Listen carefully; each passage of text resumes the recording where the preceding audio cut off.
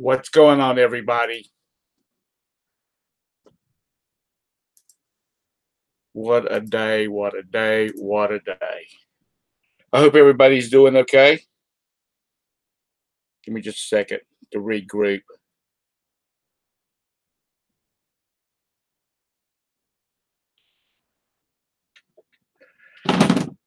Everything went to hell in a handbasket about 20 minutes ago. Anyway, hope everybody's doing good. Thanks for coming in. What I was going to talk about.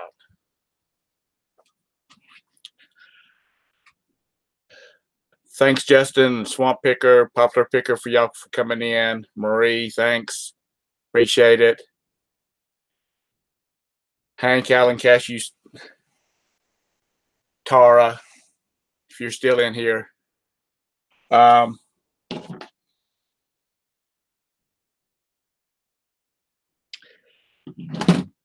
What I was going to talk about tonight was, and I'm going to do it by myself, I guess, was I've picked up some new subscribers, and they're not in the reselling world. They're in the like hunting, fishing, drone flying, urban exploring, that type of stuff. And they've seen some of my videos, and they were like, well, could we do this to make some extra money to help our fishing, our activities, our channels? And how difficult is it?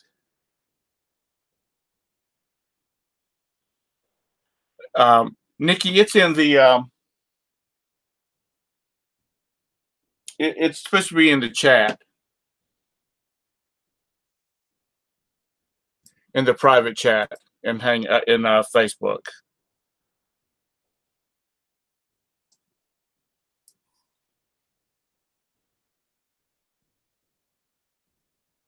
What's wrong with my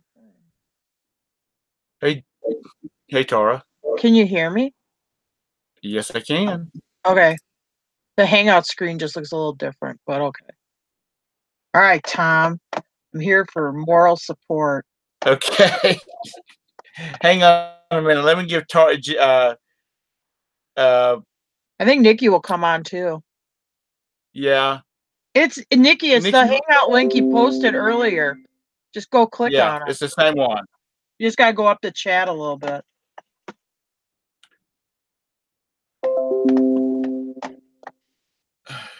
Tara, you need 2 more kids. No. You need I got my hands full today. I had to go pick up mine early from school because he was sick. So I took him to the doctor, which he's okay, but so that's what I've been doing. And I'm also doing an online auction right now, which is almost over. But I'm doing my very last item. Hey, Sandy. What I was saying was, they're I guess they're looking to expand their. Oh God, I hate these things. They're expanding. They'd like to make some income, and they're talking about it's very difficult. And when you look at the whole scope of things, this is not rocket science. Selling on eBay is relatively easy. It just takes a lot of effort. A lot of effort. This is not a get rich quick scheme. It is not something that you can. When you quit producing, you quit making money. Am I right with that? I would say so, but I would say, like, if I think back to when me and Jim started doing it, the 2 people that started doing it are completely different than the people that are doing it today. When we started doing it, it was sort of a little bit of a side interest hobby of ours where we were paying for our own addiction of going to like auctions and buying antiques. We would start finding some stuff and Jim would be like, oh, I think we could, list that on the computer and sell it. And then we were paying our auction bills with it. And we were happy with that. I mean, we were just paying for our own thing. It was like our hobby. But then, it just started evolving into more. And my husband was a real estate agent. The real estate market took a big hit. There were some life changes at the office. And it was just like, it just started building. And it just over 10 or 12 years, it just kind of morphed into what it is today. I don't know how to just, you know, when I started it, I didn't say, well, I'm going to make a full-time living on eBay. I didn't know I was going to do that, you know, 12 years ago. I mean, so I can't say like I had a plan. I just kind of flew by the seat of my pants. I don't know. Does that make sense? I mean, that's the best way I can Yeah, describe it. You know what I it mean? does. I don't know. It's and you know, like when we started selling on, it was easy. We just started selling stuff we knew. Like, I mean, I had a pretty good knowledge of like horse stuff. It was an easy thing for me to pick up because I had a pretty basic knowledge of it. And if I didn't want the stuff, I could resell it. Or we used to be real into like vintage snowmobiles. This was our thing. Well, we would go buy stuff and then we get other stuff on other brands. And then we figured out, hey, we can sell this stuff and pay for our own habit. And then it just kind of evolved into next thing you know, we're making a living at it. Um, yeah, it's a place where a lot of people just want to do it to make some extra money. They don't really care about making a full time living. But what you just have to do is you just have to ramp up your um your sourcing and everything. But there's three things you got to do, whether you're going to do it on a small scale or whether you're going to do it on a large scale. And then that you got to source products and you got to list products and you got to ship your products and you got to do it over and over and over again. And if you quit doing any of it, your business is going to fall apart. Because if you don't source products, you're not going to have anything to list. If you don't list the products you have, which is a thing that goes on within the reseller world, people have all these debt piles. And if Well, you don't, I think the problem with that is it's a lot of fun to go out and buy the junk, but never maybe not as much fun to sit down and actually list it. and it's a case where, and if you don't ship the stuff out in a timely manner, then eBay's going to shut you down. And I think everybody will agree that the sourcing is the fun part. Mm-hmm. Whether you're going to whether you go into flea markets or yard sales or just trying to clean out your own house, um, that's the fun part. But it also starts collecting up.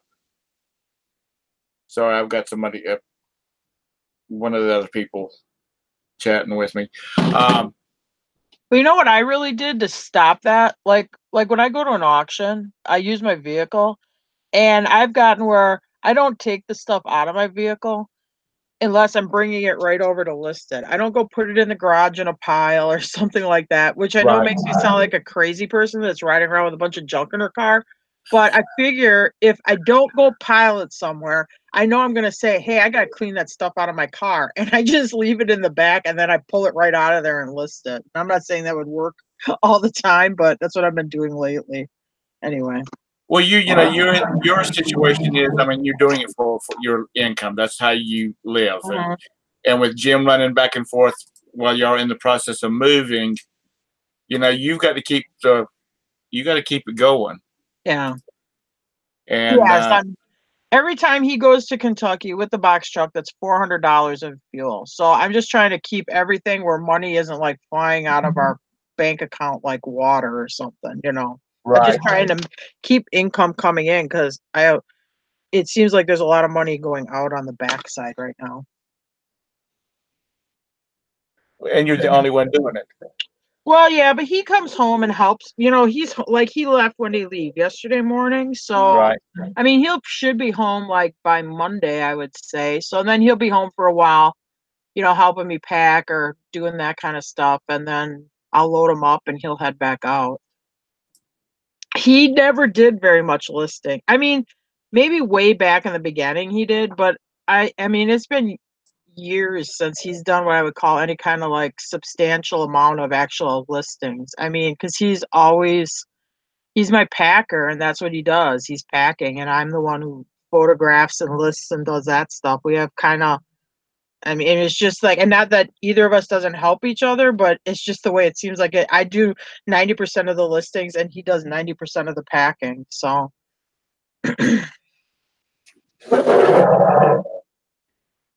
it's I mean, it's just really, it can get complicated, and you know, there's all the videos of all the different people that's out, you know, doing the auctions, and like y'all's auction finds and Nikki's auction finds and Bridget's. They you know, it's interesting stuff, and you know, it like you and Bridget, y'all are immediately listing when you get home because you got to get that stuff listed, and it takes a lot of room to keep up with all that stuff. You got yeah, to store it somewhere. yeah. Well, Jim had it figured out, like, because if we put anything in the building back when we still owned it, he said, you know, this anything you leave here to store, it better have value because he figured out exactly what I would be losing if I actually had, if I, when I still own the property, if I would have been renting it out for boat rentals. He goes, this is how much money you're losing if you're just piling this stuff up and storing it. So it better be worth that amount of money, or let's get rid of it, or let's keep selling it so that it gets out of here. Because this, even though I own the building, this is what it's costing you to have this sitting in this building, the potential income of the building. And I would say that on anything, even if you're renting a storage unit. I mean, if you're renting a storage unit for, and I don't even know what they go for, $100 or $200 a month, and you're not getting that stuff listed, I mean, that's just $200 every month that's going out of your bank account. Right. No, Mabel. Let me give them this link. Well, we got Nikki in here, I think. Yeah, there's Nikki. I'm gonna give Landshark a link too. All right. No, we don't. We don't want to talk to Craig. You want to talk to Craig? No, I'm just kidding. Ooh, Nikki's harsh. Hey, Craig, hit this link quick. So you guys were talking to me about leaving stuff in sheds and not listed. Oh boy. Was this an intervention for me or what? No. No. Craig, No, he's but gonna you come in, did hit that this link with and me. come in. Huh? I told Jim Craig did to that hit that with link me. and come in. Okay, I'll be careful. I've seen this happen before, and then porn starts showing up on the screen. Uh-oh. You better be careful with those. Remove it as soon as he gets it. If you put it in the chat. Yeah. That's something I got to make. I can't figure out. Well, you can't contact him by email through Facebook. I mean, through his Facebook. He's on my Facebook, I think. But he didn't have like an email contact. Yeah, but could you send it to him in Messenger? Doesn't he? I'm pretty sure he's my friend on Facebook. Isn't he on Facebook? I don't know. I'm not tech savvy about this crap. I sent it to him. Craig, I sent it to your Facebook.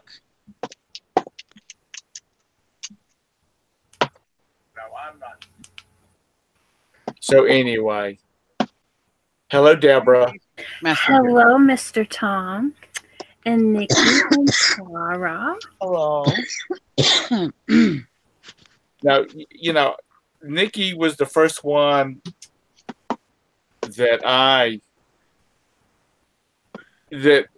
you know, she was the first one that I was really exposed to that goes to auctions and she buys box tops full of stuff.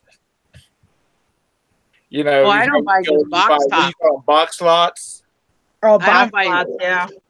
I don't, excuse me. Sorry, I don't buy box tops. I buy boxes, like big boxes full of stuff. Well, I mean, you know, some of the stuff you've shown looks like the lids off of a paper box. A few times, yeah. Yeah, and that's what I'm talking about. But you know, you buy all kinds of miscellaneous things, and up until that point, I always thought, you know, you went in there and you bought, you know, this item and that item, and I honestly, when I started, well, I started years and years ago, but when I started really getting serious about it, I made a lot of money off them box lots. Yeah, a lot of times I'll go in there and I'll buy, you know, single items now. But when I first started out, really hitting her hard, yeah, I would go and I'd buy these boxes for $1 or $2, and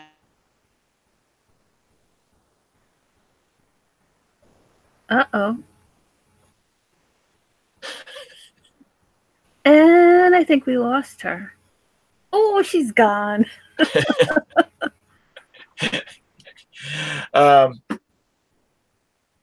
That's right, Mike. They left the door open and I slipped in.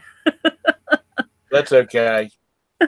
She's becoming like my personal assistant. Yeah. She'll start wanting a paycheck. Nah. And then I started watching Tara and Jim, and they were going and they were buying, like the box lots. And like I said, that was my first exposure to it. And then I had bought some storage lockers. And so you get a massive amount of crap in that. But, for those that's wanting to get into it, the best place to start is your house. Getting rid of stuff that you... just getting rid of stuff that you have around the house. Yeah. Valerie just approved my post on Facebook. How people show up. Yeah, but she just approved it on Facebook. So, anyways, sorry I got interrupted there. I lost connection. That's okay. Are you at Amanda's house, Brandy's house? Yeah. So anyways, like I was saying, I used to go, and when I first started really hitting her hard, I would go buy these boxes for $1 or $2, or I'd buy like the whole entire pile for $1.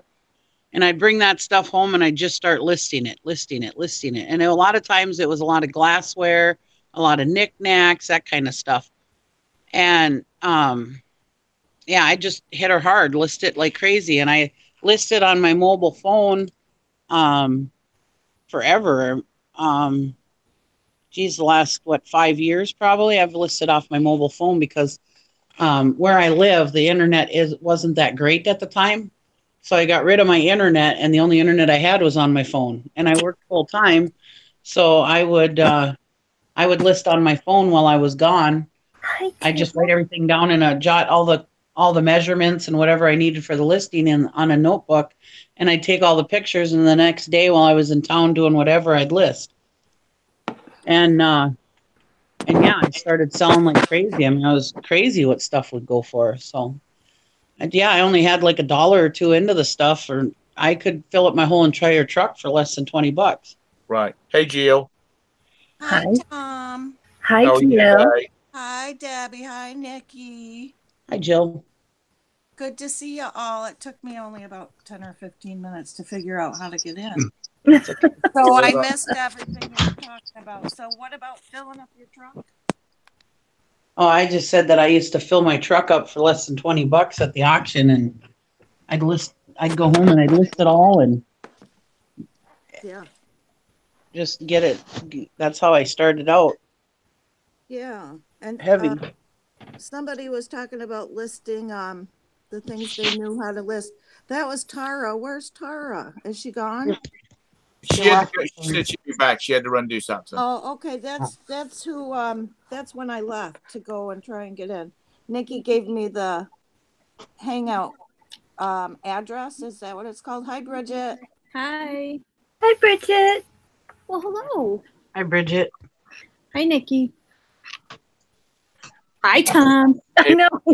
Coming in. I got to read the chat, so I got to get in on my iPhone. Bridget, when you first started selling on eBay, where did you get your stuff from?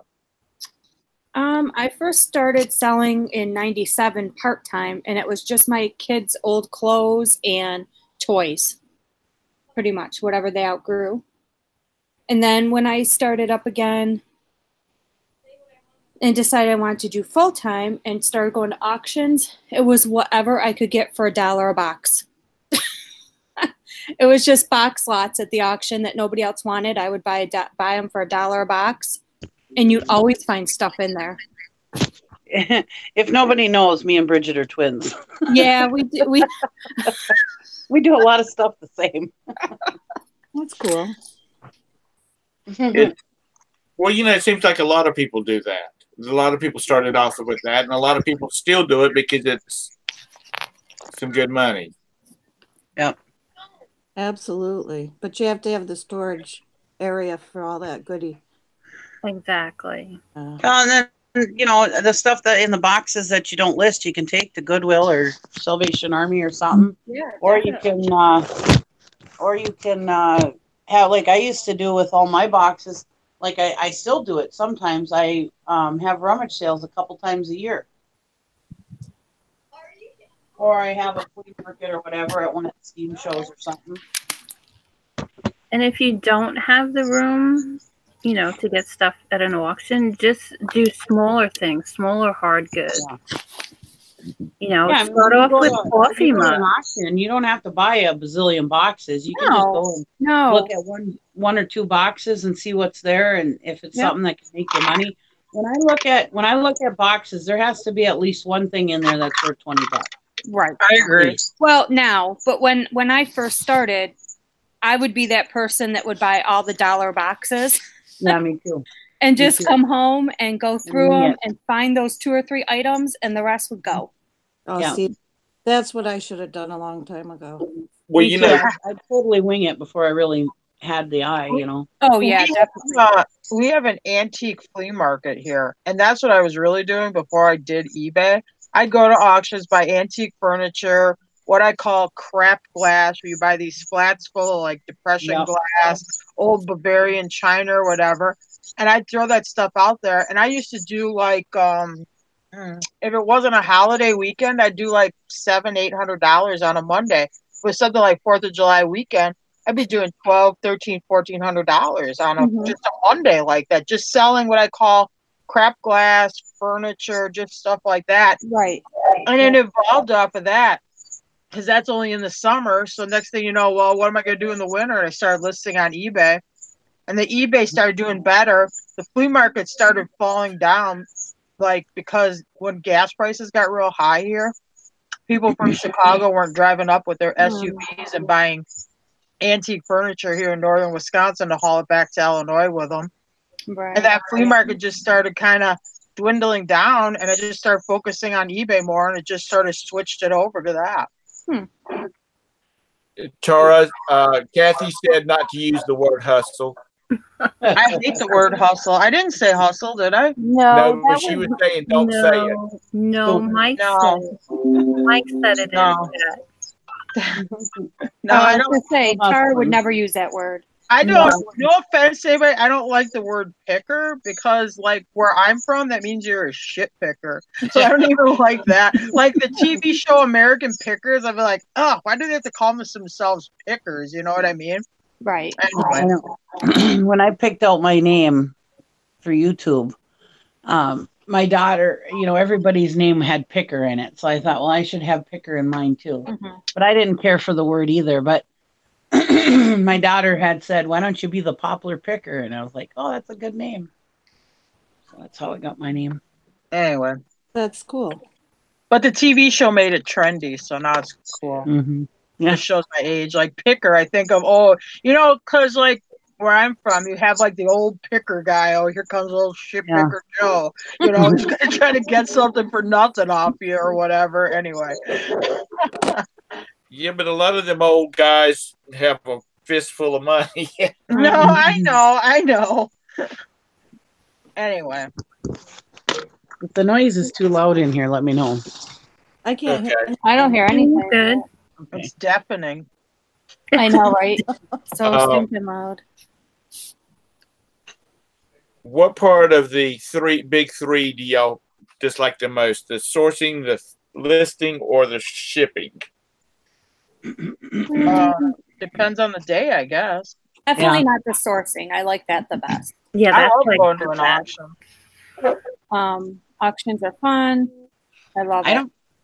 I don't really mind any of it, really. Do you know what I think the worst is?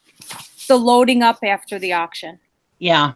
And trying to find a place for it. Yeah. The loading and the unloading, I think, are the worst. The loading isn't as bad because you still have the adrenaline from the auction. Of going, oh my God, I got some great stuff tonight, So you still have that adrenaline when you're loading, but when you get home, it's like, oh God, especially if you have it in like a trailer or something where you have to get it put away right away or you're going to Right. get rained on or I something. call it the auction hangover when you wake up the next day and you're like, why did I buy all that stuff? And oh my God, I wrote out a check for how much Yep. money. I call it the auction hangover. It's like, because when you're there and you're in it, you're like, yeah, I'm kicking ass, you know. And then the next day you wake up, you're like, oh, why did I buy so much stuff? And why did I write out such a check How like much that? money did I just spend? Yeah. Yep. And then you got to turn around and get it listed and get it out of the house. Right. Mm. Or you just throw it in your storage unit and right, Nikki? Oh yeah, or hey, go to an auction where there's 2 rings and your husband's in one ring and you're in the other, and then you go to the checkout and you're like, I owe you how much money? Excuse me? And then it's like, I don't know, for Wisconsin, it's like 95 and humid and you're throwing up outside the window of your truck. Yeah, I've been there too. That's why Jim always says, I know you haven't spent enough money until Tar's throwing up, because that's a true story. So one time about, I don't know, about 4 years ago, we went to the school auction and I bought a bunch of stuff, and I had the opportunity to buy all these oscilloscopes, and they were going like probably 20 of them for $1. I mean, nobody wanted those oscilloscopes. Anyways, I bought a few of them. I didn't buy a whole bunch because I was worried that Gary was going to get mad at me for buying all these. So anyways,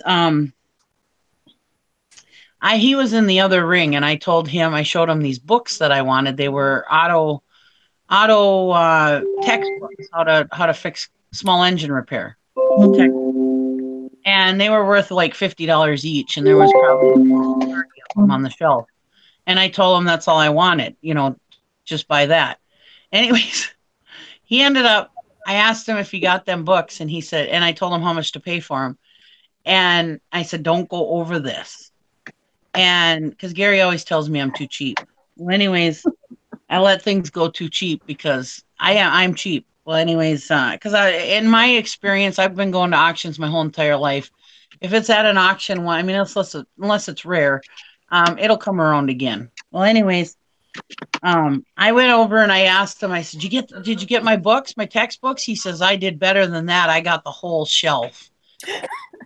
And I was like, "Oh my God!" And I mean, there was probably at least 200 books on this shelf. Wow. But what they were was, which I hadn't even noticed, they were all a bunch of auto manuals, car manuals. There were boat manuals, Mercruiser manuals. I sold all the Mercruiser manuals for $20 a piece. There was probably different brands and stuff. There were probably about 50 of those books on the shelf. I mean, there was just hundreds and hundreds of books to end up with. And I sold all my textbooks right away, and they went for about $45 each. Yeah. And yeah, and he ended up buying them all for, I think he spent $10 on the whole shelf. Mm-hmm.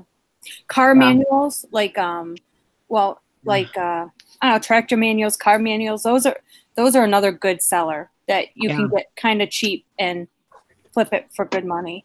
They can be long tail, but they're a little long. Sometimes they're long tail, but yeah, they always sell. They're a nice like engine in the back of your store that always pops off. Right. Usually my best auto manuals I get are big trucks. Those are usually the ones that are worth the most money as trucks. Big trucks too.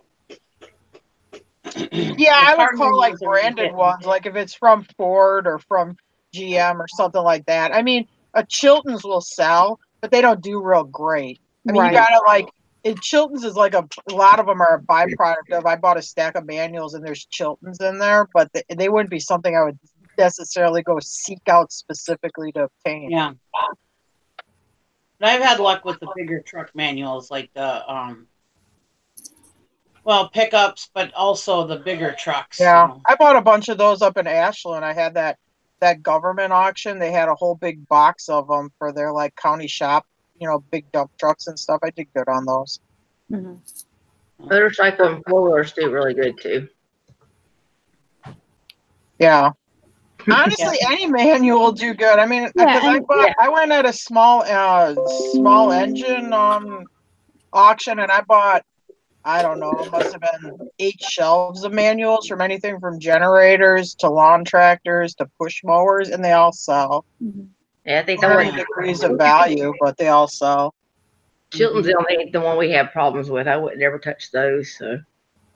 No, I always list them because they came with a stack of manuals. I'm like, well, it's that or throw it away, you know. Yeah. So then I'm like, well, I can get $10 for it, and Yeah. I'll send it via mail, and so I mean, the guy will pay like, you know, $10 to $13 for it. I guess I'll list it anyway. Just to specify, you guys are saying Chilton's. You guys are talking about the big hardcovers, right? Yeah. Well, they make a soft cover one too. Like it's for like hard, so okay.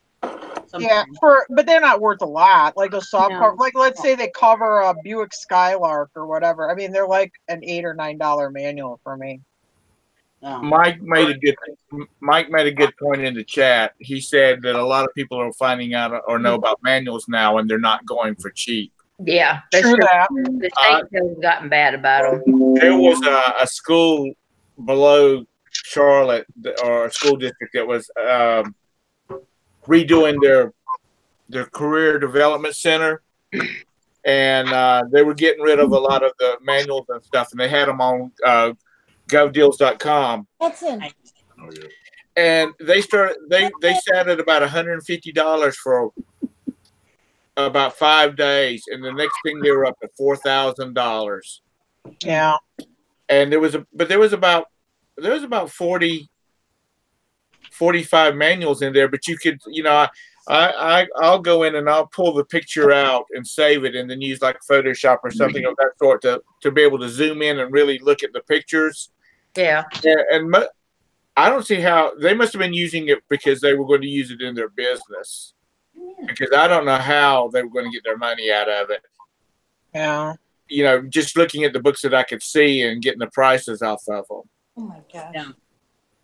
Hey, Kathy. Tractor parts too are a good thing to get too. Hey, Tom. Hi, Lynn. But yeah, I just did that. I just got done with doing an online auction here in my area, and I hate this time of year because people got their tax returns and they all got their butts sitting in front of a computer bidding this shit up. It ticks me off. They do the same thing at live auctions too here. Yeah, I know. It's this time of year where they're just like got this. You get like these people that get a tax return in their pocket, and they just is like itching to spend it, and the prices go way up for the next couple of months here. Yeah.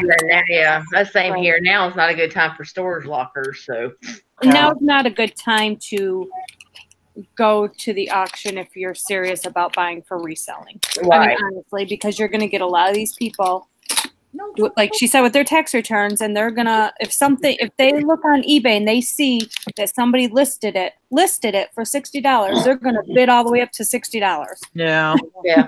Or at least 55. Yeah. Yeah, these new people that come into it and with their tax returns, they always just bid stupid. Oh my God, yeah. And that's when you'll see the new people, and then you'll never see them again after like May. Yeah. Yeah. They realized that was too much work. Yeah. And then you're buying their storage lockers because they can't pay the damn bill. Exactly. Yeah. Exactly. It'll be February, March, and April, and they're real bidding real strong. It's like, God, they're really dumping a lot of money, and then you never see them again. Yeah. Well, that's like when Storage Wars came out, and you couldn't go to a live storage auction without there being 150 people there. Yeah. And until that came out, there'd maybe be about 25 people there. Yeah. They were bidding crazy money, and people that I had recognized that had been doing it for a long time, and they had thrift stores and that type of thing, so they could get rid of everything they had by one outlet or not, or one outlet or another, even if they had to sell it through their own thrift store. They were going, did I miss something in there? Yeah. Did somebody see some gold in there that I didn't see? Because, you know, they were just, a lot of people were just walking, you know, these guys that's coming in with their trailers and whatnot, they were just getting back in their truck and driving off because they said, I'm not going to be able to buy anything here. Yeah. And then I went to one, there was like 30 units. And, hi, Karen. they said, all we can do is we can just hold out to the end. Maybe everybody will be spent their money. Yeah. We don't get live storage. We did like 4 years ago. We had a few. We don't get very many, even storage treasures. I don't get very many units up here. But we went to the first one they had at it. They're going to have a live auction. And we bought every unit. And they were all reasonable. We went to the next one. I wasn't there. Jim went. And he didn't get one unit. And he said, you wouldn't believe it. They were bidding like $700, $800, $1,200 on these units. And he said they just didn't even look that great. Then there was another one of these auctions, and nobody was there, and Jim bought every single unit again. It's just really funny. You had like this brief timer, like, oh, yeah, we're going to get rich on them or something. Yes, they think, dude. Good Lord, Nikki, what the hell is going on with you over there? I'm over here dying. I'm sorry. My God. Go out. And I think these people realize too that you got to store this stuff. Yeah. And you got to move this stuff. Oh The my biggest God. reason why people- the biggest reason why people quit what they're doing it is because they realize that it's actually work. Oh yeah, it's hard work. They see this stuff on Storage Wars. They're seeing them buying these lockers, but they're not seeing them hoof this stuff at home, try to figure out where to put it, and then list all this stuff and hoofing all these boxes all over. And clean it and finding the icky stuff you find with it, like BCs or whatever else, Spiders that are still alive. Yeah. I mean, like we talked about it earlier today about when we were talking to Todd about the saddles. Every time I go to an auction with old crappy saddles, they're always full of chicken crap. I'm not kidding you, every single one. So you have to debate on, do I want to clean off all this chicken poop and bird poop and whatever kind of poop that's stuck to something? Yeah. Karen. Now, see, that's what I like to buy is the dirtiest boxes. I'll go in there and I'll buy the dirtiest, crappiest looking stuff. Go home, clean it up, and because I get it so cheap, because I know, but everybody's like, oh, it's just a piece of crap because it's all nasty, dirty, and then I'll take it home, clean it up, and sell it for top dollar. That's how Marcel. And all I had to do was take it and put it in a little warm water and dish soap, Yeah. Well, everybody buying storage units, they look for the ones that are covered in dirt. Yeah. That means that they haven't been touched in a long time. Exactly. And what was it? Well, Kathy, I think y'all were looking at one. Oh, y'all looked at one. Oh, it was the one that Marcel knocked out the park. And you were like, don't buy that. Don't buy that. Shut up. Because it had all this. I mean, all this stuff was so dirty. And then there was like 4 or 5 boxes on top that looked like they were new. Yes. Yes. And he has tripled the money off that storage locker, and we're almost done selling everything out of there. But you know what? Shut up, Bridget. I was concerned that they had gone in there and picked out all the good stuff because of those boxes that were so clean sitting up on top. That was my concern, but we found that one box that had that one rare match safe vault in it that is very hard to find. We haven't found very many of them. We still have it, and we're still holding on to it a little bit. But what is it? That little match vault thing, that little with the advertisement. Oh, okay. Yeah, we found a few of them, and they go for decent money. I mean, we just kind of throw it out there just to see about interest on it, but pretty much we'll toying with it. But I honestly, with me, I told him, you got to go with your gut. My gut said no. His gut said yes. He went for it. By the time we got done, it was 17 cents per item. Like I said, we've tripled our money on it, and we still have a few more items, but we sold almost everything. So I can't be mad at him no more. So yeah, I make him look at all your storage lockers, Bridget, before I say anything.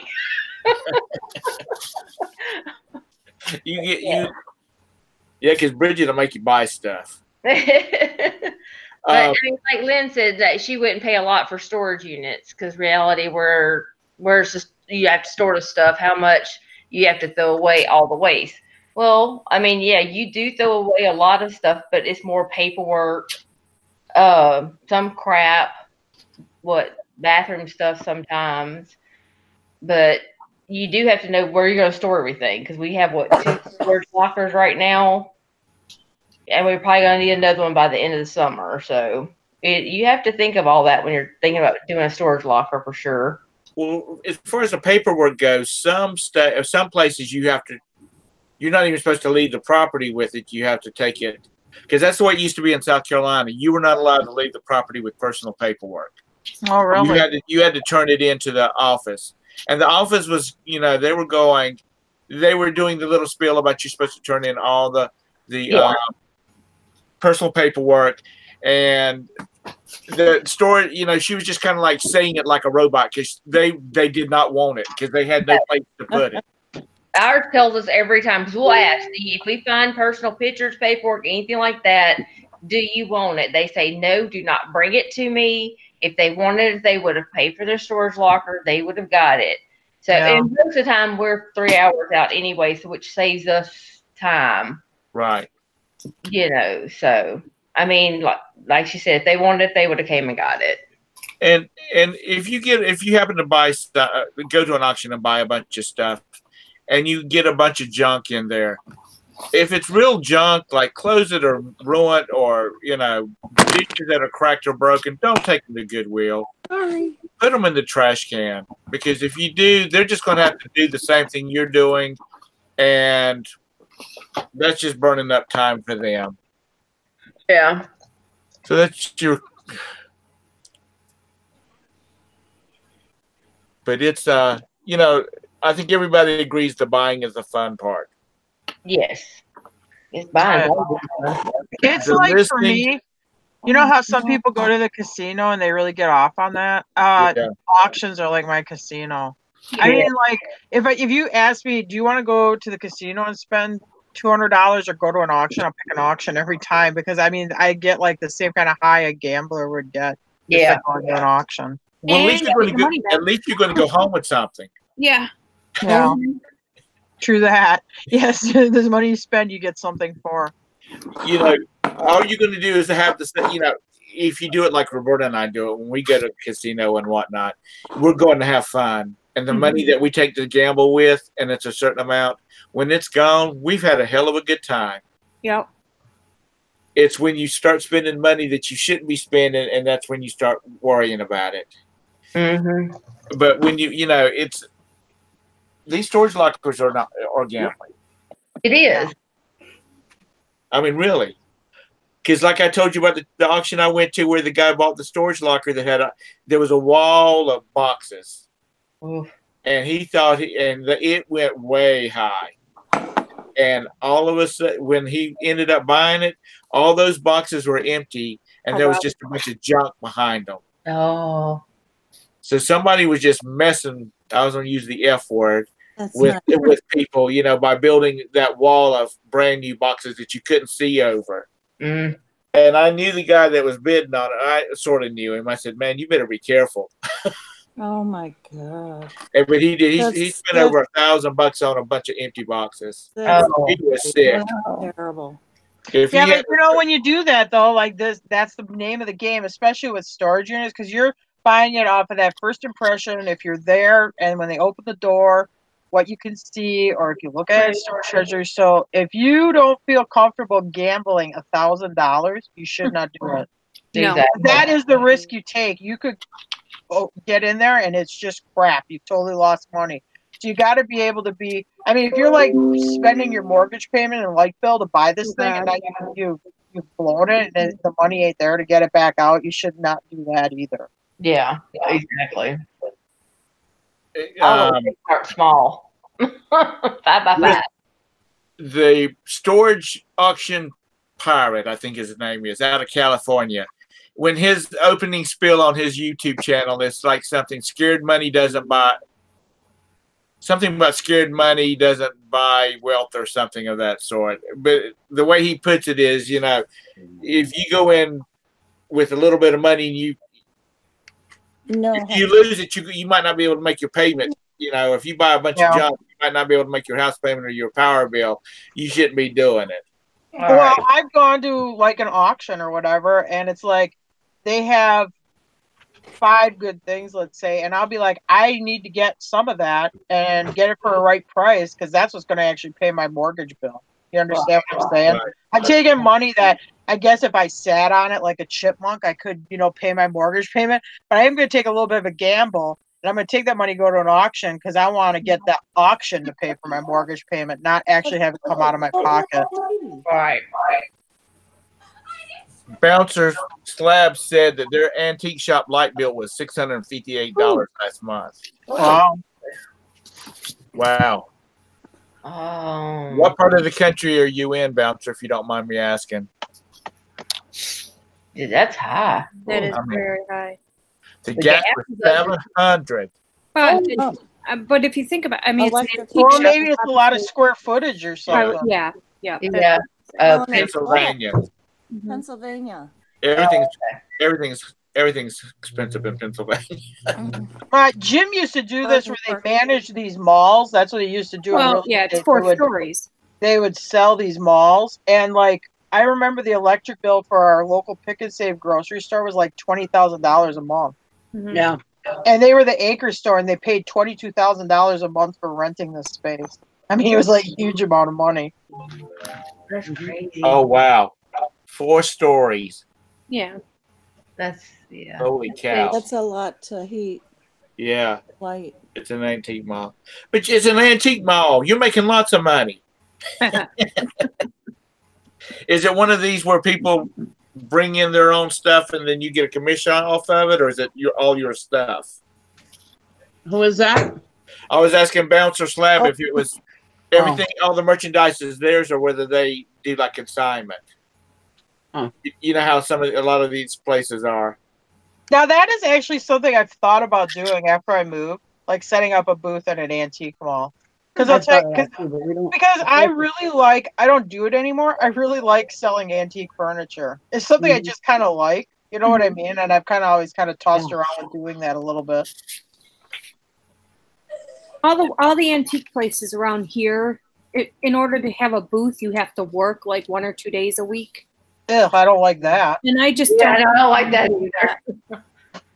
Thank you, Lynn. I thought they just take it off of a commission off of the sale. Anyway. Some you have to pay monthly. Like here, I don't know anywhere else. Two of them here, you have to pay monthly, and you don't have to do that work. But then the majority of them, you pay a monthly fee plus you have to work 1 or 2 days. Oh, screw that. Yeah, I can't. I don't have time. Here, Mike's got a good question. I'll read it. What are your primary means of continuing education for sourcing? Just as you come across it, or books, or videos, or what? I pick up a lot of stuff on other people's videos, actually, because there's stuff that, I probably don't have very good product knowledge of. And I'll tell you something else I do. I'll go through eBay, and I'll search vintage, and I'll put price highest first, and you're going to exclude like automobiles and expensive Rolexes or stuff, but I'll get down in like that, let's say 550 to 500 range, and there's stuff I'll like, I didn't know that was worth that much. I just randomly do that sometimes, or I do that with like just the word antique or whatever, which probably sounds really stupid, but it's just something. Yeah, I like if I'm looking up, I don't know, Hot Wheel, or if I know I'm going to an auction with a lot of say Hot Wheels cars, I'll look up that word, and do highest first and just see kind of like a general. Yeah. She said, Bouncer said that all our area antique shops are failing now. We've got here in Charlotte on South Boulevard, which runs basically north from the center of Charlotte to the South Carolina line straight down. We've got this place that's at an antique mall, and it's got a waiting list. People have been waiting for years to get in that place. Wow. But there's so much of it there's so many booths that needs to be dusted. You can tell people have not done anything with them in a long time. And and then we have another place over, it's called Bessemer City, not Bessemer City. It's on the edge of Gastonia, North Carolina, which is to the west of of Charlotte. It's an old factory, an old textile mill, and it's like 300,000 square feet, and it is full of booths. And maybe they'll have one come open every month. They what? They only They, have one. they'll have one come available each month. That somebody decided they're going to stop. Is it like open every day or just weekends? Every day. You pay $100 a month and 10% commission or something like that. Yeah, that's what I need to find around me, something like that. The ones around here, that's pretty much how they work. You pay a monthly fee and then you pay a small commission. Now, I was talking to this one guy on a show one night, and he was talking about that they don't charge any rent, but they charge like 50% commission or 40% commission. Ooh. Yeah, but how about if you don't sell anything? So they're not making money either. Yeah. Somehow they're getting people to come in. I'm in a depressed area where our flea market is, and it's hard to make rent. We're there on the weekends, Saturday and Sunday. We can keep our stuff there all week, but they're only open 6 hours on Saturday and Sunday. How many people are you going to get in for only 6 hours? It's a flea market, but we have a lot of vintage antique stuff. Right. Yeah. So all our storage units that we bought were for student housing needs, and then the rest of the stuff went into the flea market. So we're pretty much done with buying storage units for a while. We have way too much stuff. But I'll have to bring you guys there tomorrow. Maybe I'll do a live. Sundays are our busiest days. And show you my flea market. Yeah. Okay. I mean, I'll be live, but you can always go back and watch it. Where's your flea market at? Where are you at? I'm in Binghamton, New York. Oh, okay. Okay, cool. It's about an hour south of Syracuse. Oh. Yeah. So is that where you sell most of your stuff, not on eBay, or is it you sell it mostly there? I do both. You do both? Yeah. eBay, Posh. I just have a lot of listing to do, and I just don't get it done. I don't know how you guys do it. Swamp Pickers. Oh, you know what the greatest motivator? I'm sorry, Todd. I interrupted you. That's all right. Jory in Canada, Swamp Picker said Jory in Canada manages one. If your numbers, he says, if your numbers, they move you on. I'm assuming if your numbers are not up there, then they ask you to move on. Well, the thing with an antique mall is you got to have unique stuff. Because from going to auctions, I mean, it is amazing the amount of the same stuff you see over and over and over. You're like, if you think back to when you first started going to auctions, you were like, oh my God, look at that. It's so cool. I'll never see another one. And then, after you've seen it for the 100th time, you're like, oh yeah, there's another one of those things, Well, now we always say if we didn't win the bid, oh well, we'll find it again. Yeah. Well, the thing is, around here, and I'm sure it's at other ones too, if you see it at an auction, you're going to see it come around again because it all comes back, and it's probably the same exact item that you just passed on. Because a lot of the auction people go to all the auctions and they bring all the stuff back to the auctions to try to sell it. Yeah. That's common. Go ahead, Nikki. I was just saying that's common. If you see it at the auction again, chances are it was the same one that you passed up on before because they just brought it back. Right. Because they're looking for a different crowd. You were talking about motivators for listing. My biggest motivator is my feet are in the fire. I mean, because we don't have any other outside income. I have to be able to pay my bills and keep a roof over my head. So I always, my feet are always on the pan where, I have to get the stuff listed and I cannot sit on it. Exactly. That's where I'm at right now. Lynn B said that they barely have any flea markets anymore. All the flea markets around here have gotten to be all this Chinese crap, or they're people you can tell they have bought like a lot of stuff to sell, and it's not really junky stuff. We don't have any junky flea markets anymore, and that's what I like going to. Yeah. Yeah. And I can always look for the rusty iron. You'll have to come see me sometime then down here. okay. Up here. The one I was setting up at, it was called a flea market, but I'd almost call it like a weekly like antique type show. I mean, because that's what it was. They were all like miniature antique booths set up outside. Right. But I mean, that's what 90% of them was. A few vegetable sellers and then antique booths. Yeah, that's and the Amish pie lady. Yeah. We have a lot of antiques in our flea market. Not everything. Not everything's antique or vintage. There's some new stuff, but yeah, we have maybe a combination. We maybe have like one like new Chinese type seller that comes with banana boxes, but he's the only one there. Yeah, that's about what we have to the banana box person.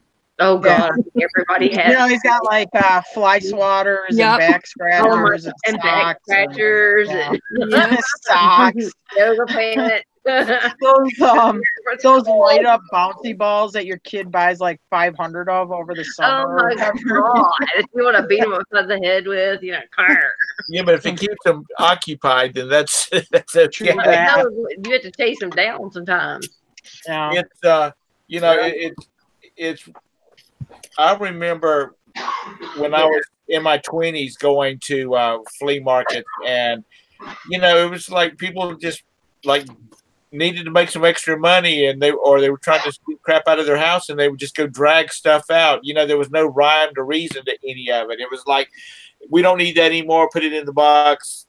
Put that in the box. Put that in the box, and let's go to the flea market with it. Well, the flea market's not the same. I mean, everything's just like all new crafts, and it's just like, you know, sports stuff, and then they want electronics, the video games, and well, the food is kind of good, so I like the food, but yeah, it's not. Yeah, we'll like go to those in Orlando. They got those indoor flea markets, and it's all like brand new, like Chinese product sellers or whatever. You know, there's like, I'm like, oh man, but you guys got any like antiques or vintage stuff or whatever? You know. Anyway, it's like it's like, oh, this is no good. I don't find as many deals at flea markets like I used to, because everybody's a reseller and they all think they got gold. Yeah. Oh, yeah. Yeah. I would agree with you. My best thing to buy is at auctions. That's where I find the best deals. Yeah. I still go to flea markets because, you know, my family is often looking for rusty metal, old engines, you know, stuff like that for our personal use and tractor parts and stuff like that. But to resell, I mean, sometimes I find a few golden nuggets, you know, depending on the flea market. But I don't even look at those new booths. I'm looking for the iron, you know. So listing. Those are the ones I go to. Listing, which is number 2. I hate that. Yeah, it's like dirty words. Does anybody just love getting up in the morning and saying, I've got to list 50 items today? Yeah, just because you love doing it. Marcel said yes, but he don't do it. I couldn't even do 10 listings. You know what? It depends on what it is. If I have some really good crap and I just got back from the auction, I can't wait to list it. Amen. Yeah, thank you. I cannot wait to list it. Yeah, I agree. I think it's easier if you go out to a few thrift stores or what, you know, just saying thrift stores, and you pick up 6 or 7 items and you come home and to me, it's a lot easier just go ahead and sit down and list them, because you only got 6 or 7 things sitting there. Instead of like, there must be 150 pieces of clothing on that sofa over there, you know? Or 5,000 pieces of helmets in a locker room.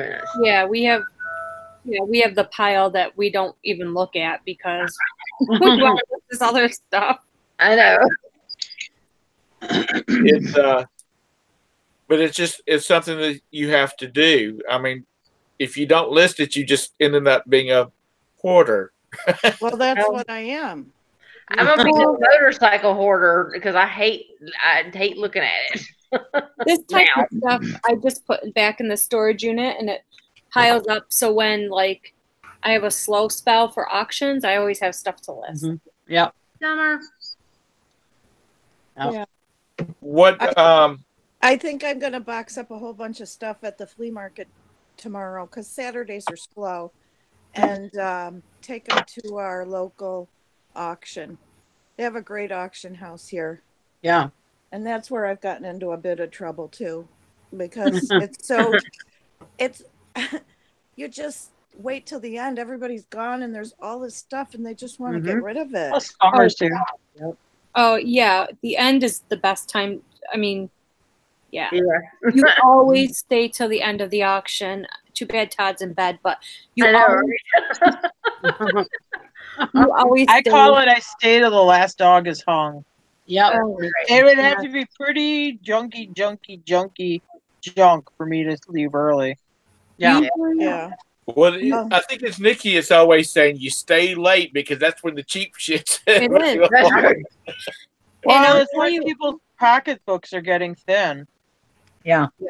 And that's when they'll go they'll be like, okay, at my auction, usually that's when they do the tables. And it's more towards the end. That's the higher end stuff or the better stuff they think it is. And people are already gone and so the crowd is thinning and people are running out of money. So they're looking at the specific things. Then all of a sudden, if he can't get like $5, he'll go down to $2.50 or whatever.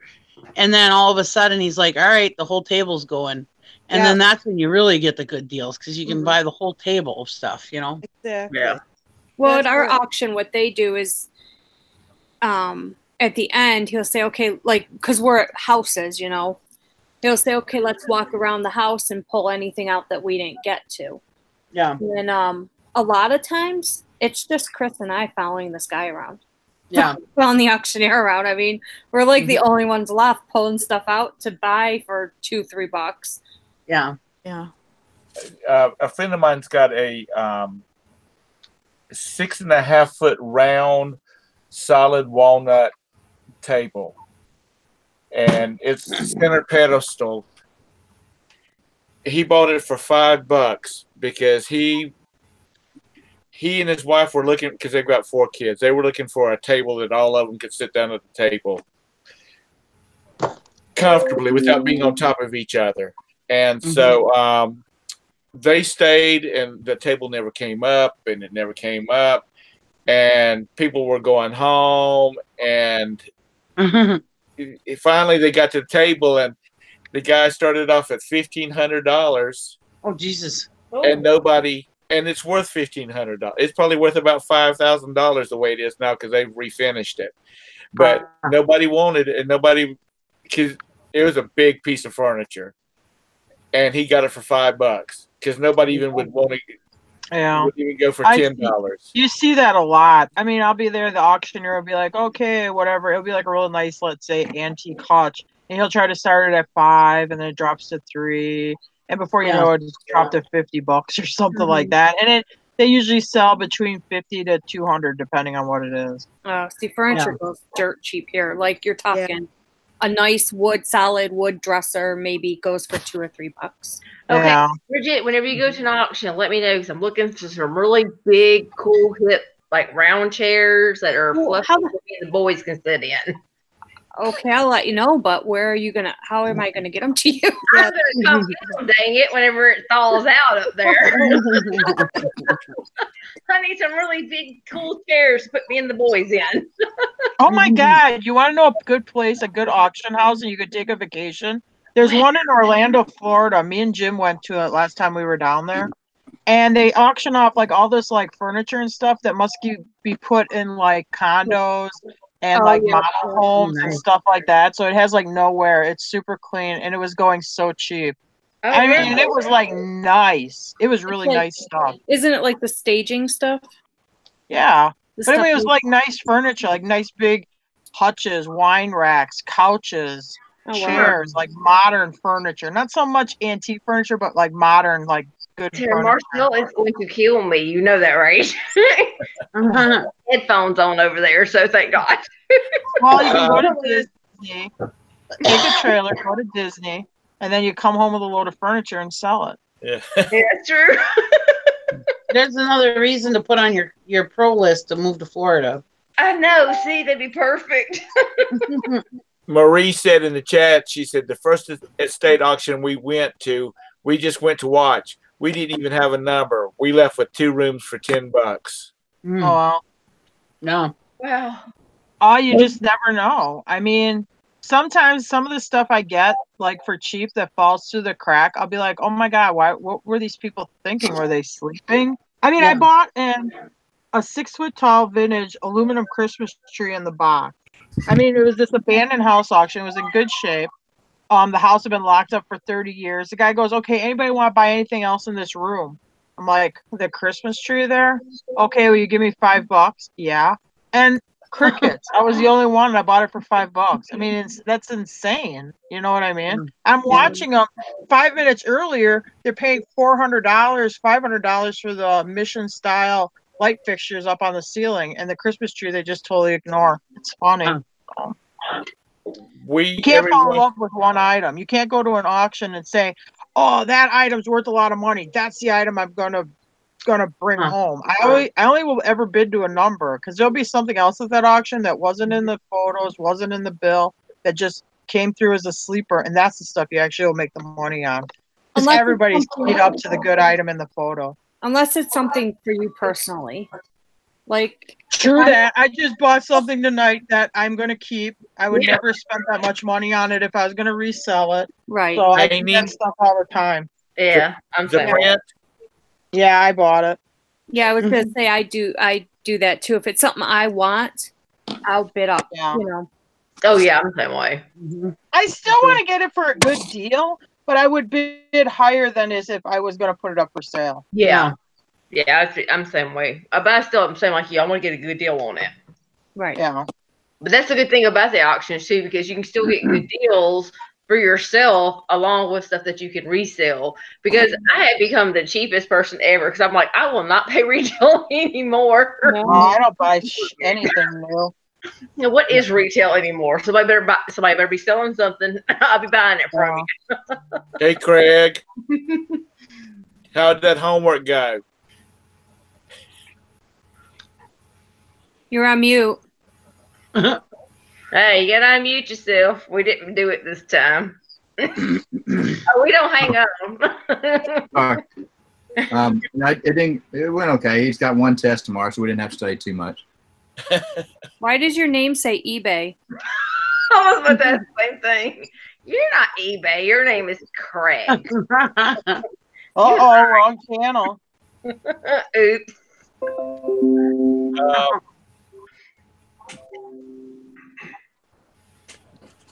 But didn't want to interrupt the conversation. Yeah, Jaded cheap if I'm there. Oh, okay.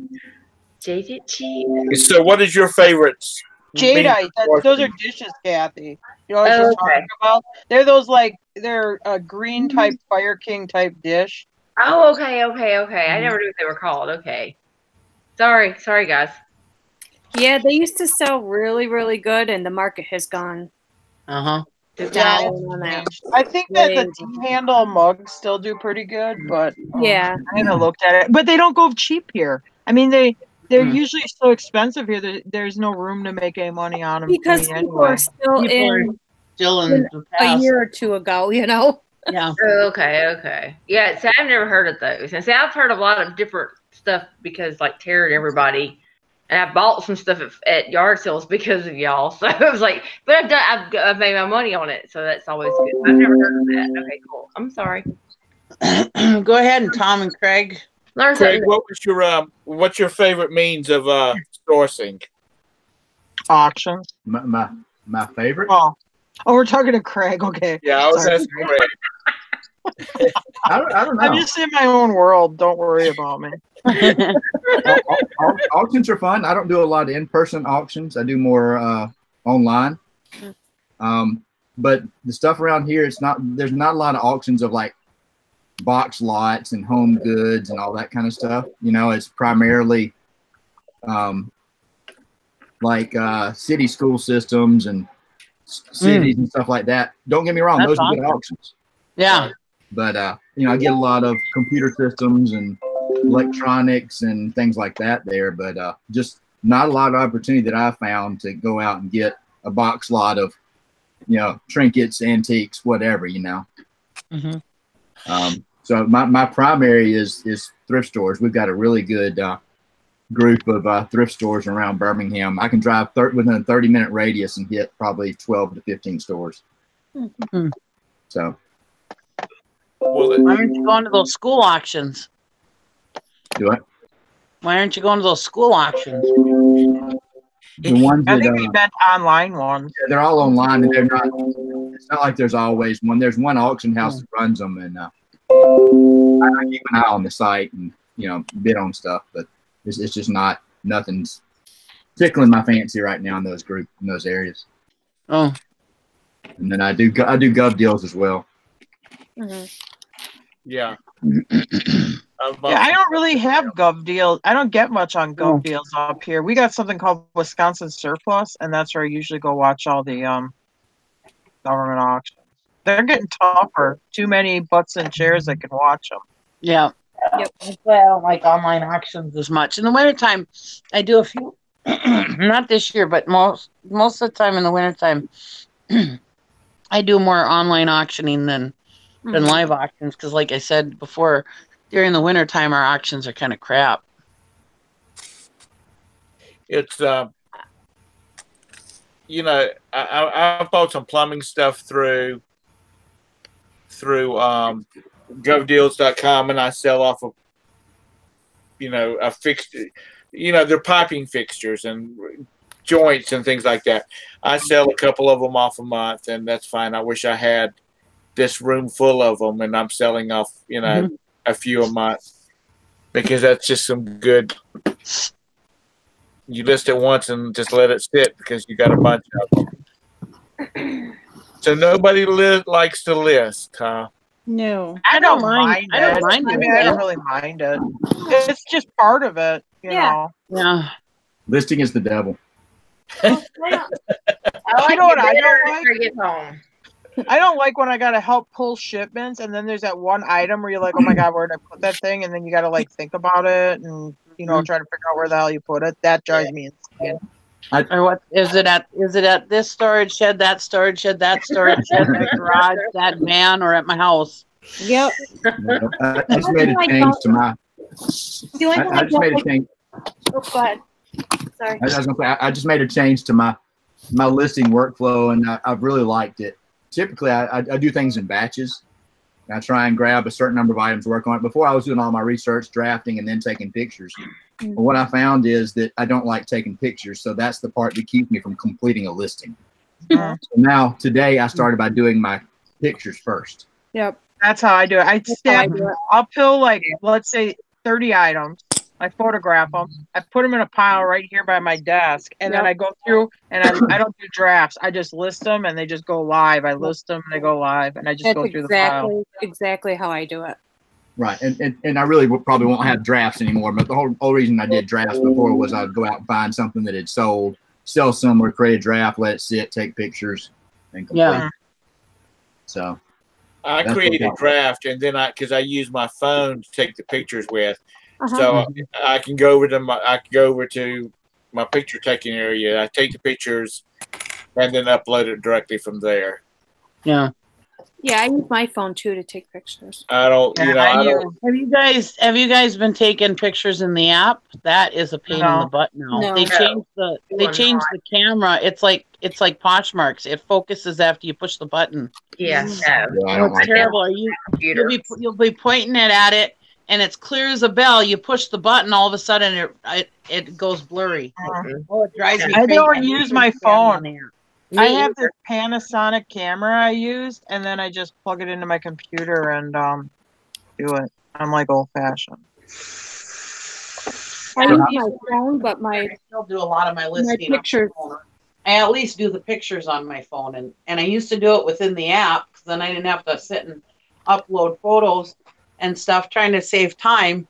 Well, now that stupid camera that they have it's stupid. And Nick, you using a Samsung or an Android device, right? Yeah, I have a Samsung phone. Yeah. Yeah, that's what I thought. Does anybody have an iPhone that takes pictures with their iPhones? I found out something I do. that has helped me a lot with pictures. But I don't have to upload them because when I take them, they're automatically on my MacBook, so I can just. Right. The reason I like, I like my Samsung phone because the Samsung phones have surpassed the iPhones in camera. Oh yeah, they all have good camera. The one thing I learned on the iPhone, and if you already know this, it's just something I just learned recently. When you're taking a picture, you can actually tap in the middle and adjust the brightness. I don't know if that's the or what you tap and you get the little box and you can use your finger to go up and down. That's helped me a lot.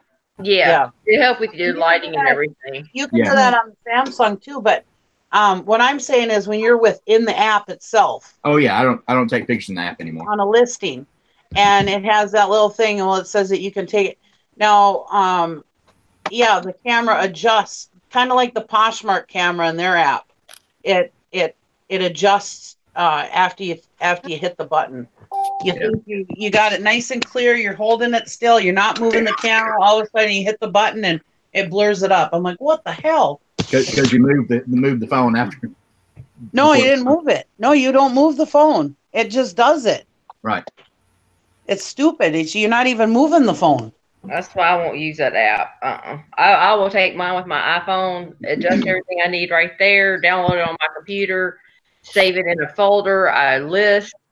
Done. It was fine until about a week ago. Huh? It was fine until about a week ago. They changed it. A week or two ago. I had to have, I guess, better control over mine is what I have to do. I was doing the same thing. I think it was yesterday, trying to take a picture for eBay. And I was having trouble, and it seemed like I had to go back and press, what is it when you go on your camera? HDR, what's that? Yeah. Let's see. HDR, and then it was going to automatic. It was automatically going back to automatic. And every time I was trying to take the picture, it was like I was a newbie or something at it. And I'm like, what the heck? And this was just a couple days ago. So I wonder, and I have an iPhone. So I don't know if it's because. Guys, I'll be right back. Sorry. I don't take pictures in the app, so I don't know anything about that. Well, this is on my iPhone, but it's on my camera. What is it? When I go and take a picture in the square mode, it says HDR or auto. And I was having a horrible time yesterday taking pictures for some reason. And it was moving around like, it was trying to focus it. Mine is always on. Mine is on automatically on HDR. It's HDR auto. Well, that's what mine's supposed to be, but I think something was either that or it was just a glitch. Because if you push that little HDR, it'll say auto on or off, and mine's always on auto.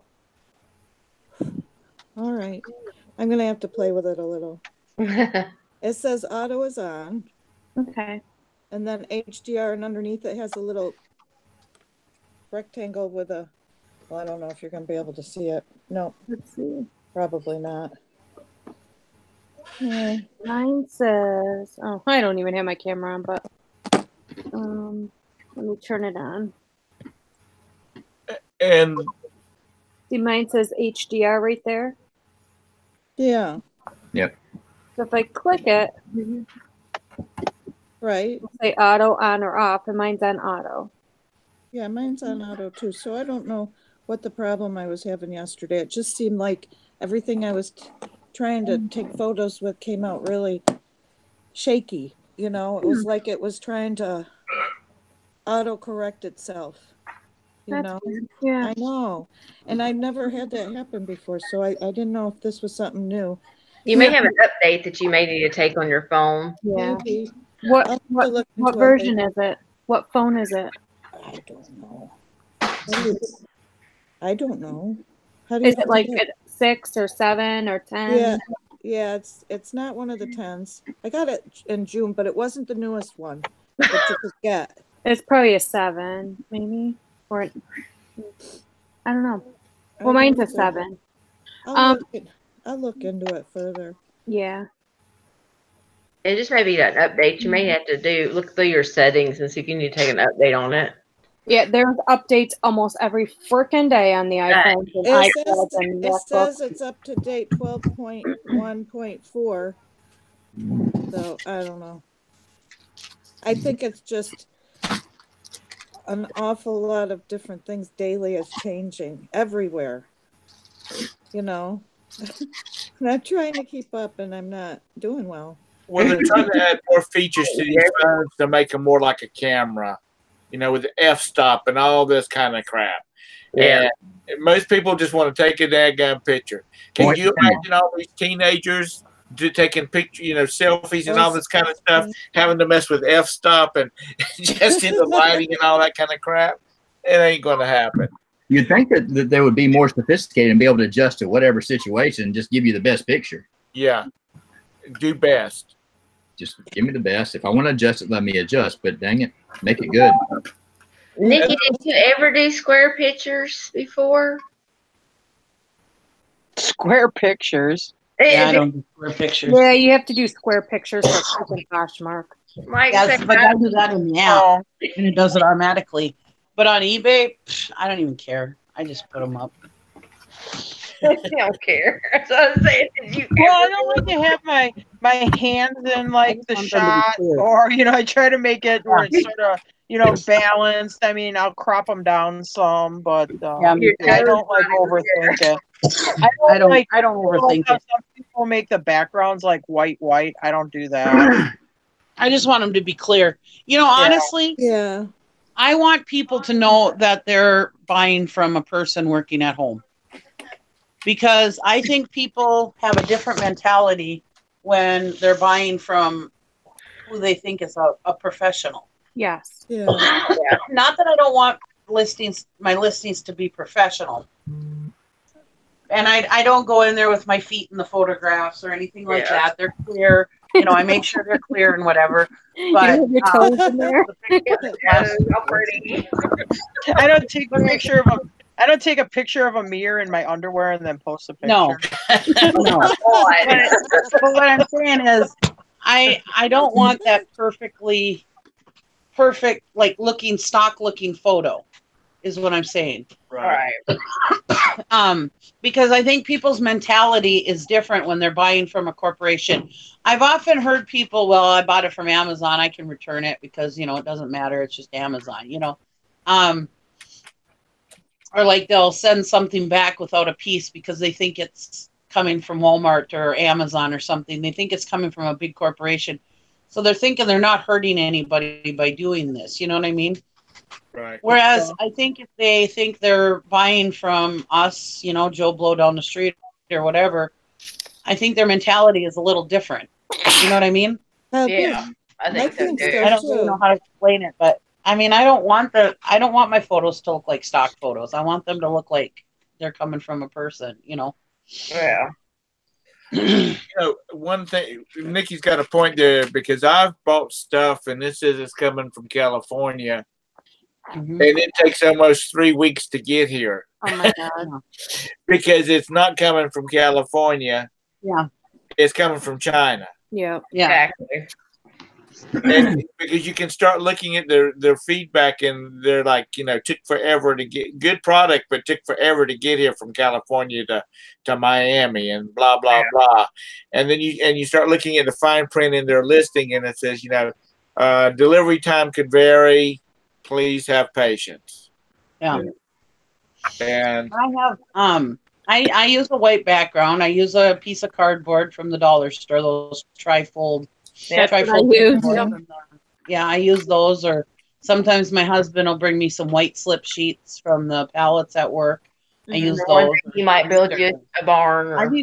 I've even been in the car listing small things like jewelry or whatever in the car, and I used a white napkin, whatever. No, I use the same I thing. love you, Nikki. I love you.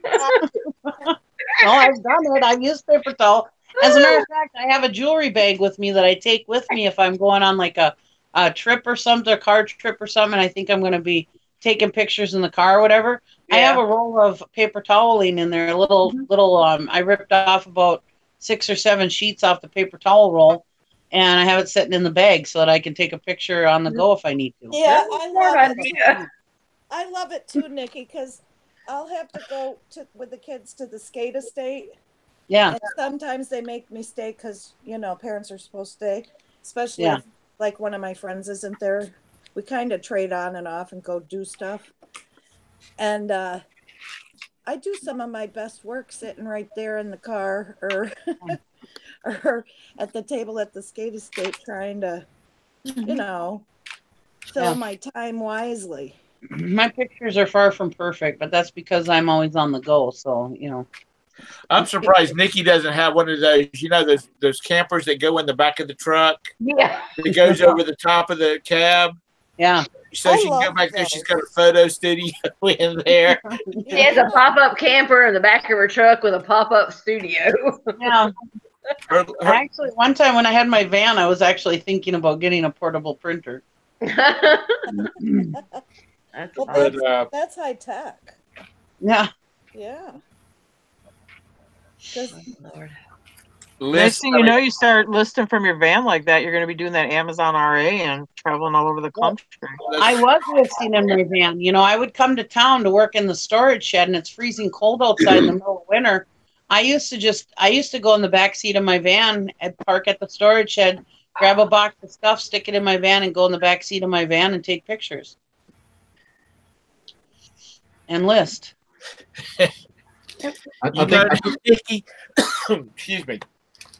I think I take the good enough approach on my photos. I do the best I can, but I'm not going to obsess over it. No, I mean, yeah. And there are some people that really obsess over photographs. Not me. And now I'm not going to sit there with dirt on my cardboard or something like that. You know, Right. make sure I brush that stuff off. You know, unless I'm listing car parts. Sometimes the white background gets a little dirty, but. Well, that's different listing that. Nikki, you take pictures of stuff sitting down on the carpet, and you're standing up there, and your big toes sticking out there, and it doesn't look like I've seen some of those photos. Oh my god! If you do them kind of photos, people don't do that. Yeah, I don't. Oh my god, I think I shared it on the Facebook, like the reseller squad. There's a lady that had a mirror for sale, like a full-length mirror in her bedroom, like on Marketplace, and she takes a picture of it, but she only has her underpants on. And I'm like, well, when you uploaded that picture, you didn't notice that your reflection in your underwear was Of course she did. she wasn't like sexy. I mean, she was like, you know, like me. I mean, she's a middle-aged regular woman. It isn't like you're going to be like, oh, wow. You know. Some people like that. You know, she was just stepping out there, you know. Yeah, okay. She needed to step back into clothes. And the final part of all this eBay mess is the shipping part. Oh no! And most of us have relatively simple stuff to ship. Put it in a box or a letter. I wish. Yep. I was getting you, Nikki, and to Tara. Uh-oh. And Nikki wasn't it, Bridget? and you know, because Jim has to build custom boxes for some of the crap that Tara sells. Yeah. And if you want to see it, he has videos where he tells you how to create a deer head or how to create something. Actually, those are good videos. Yeah. That is a good video because he built that whole box, and that was very, very interesting. Hey, does anybody I have a Gary that hates shipping. Can I ask a reseller question? Yeah. Sure. Okay.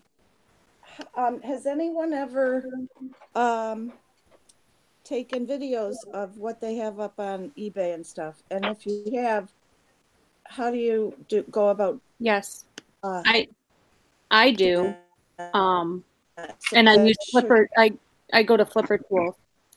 Yeah, you do. Oh, I haven't had I haven't had a video up for a while. It would be usually when we were selling snowmobiles and motorcycles, we would do a YouTube video and then put a link to the YouTube video in the description. Okay. I've done it before, but when they changed that thing where you can't put videos up anymore, I don't do it. Yeah, and Jim's not here. He's in Kentucky, but I mean, we haven't sold any vehicles. Those are usually stuff that we're putting up videos on. I mean, I'm not going to put up a video of like a Mr. Christmas thing, animated thing. I'll test it, tell you it works. I don't put a video of it that it's working. Yeah, I put videos sometimes, and if you get on Flipper Tools and click on eBay, they have a spot where you can put in your HTML from your YouTube video. Oh. And it'll turn it into what you could put into your eBay auction or eBay. I didn't know that. Right. But you know what? Part of my problem is I can't figure out how to get the HTTP email for anyone, because I strictly use my iPad and iPhone. Where do you find it? Everyone's address. I just can't find it, and I've never figured it out. You mean your link to your YouTube? Like if you make a YouTube video, right? Like I'll do it live, but I'll click unlisted, so nobody else can see it, but whoever gets that link. Okay. And that link, I don't know how you do it on your iPad. See, is that like when you're doing your YouTube videos? Does everybody seem to use their computer mostly? Like if you go to do, I know on my Samsung, but mine's Android. If you let's say you wanted to share the link of this video that we're on right now, you go to share on below the video, and it'll say there'll be a thing will pop up, and it'll come up with people that you could share it with, or multimedia message, or Facebook, or Facebook Messenger. There's also a thing that says copy link. Yep. Click on copy link, and that'll copy the link to your clipboard. Now, if that happens on iPhone, I don't know. Yes. But I know on mine, that's how I do it.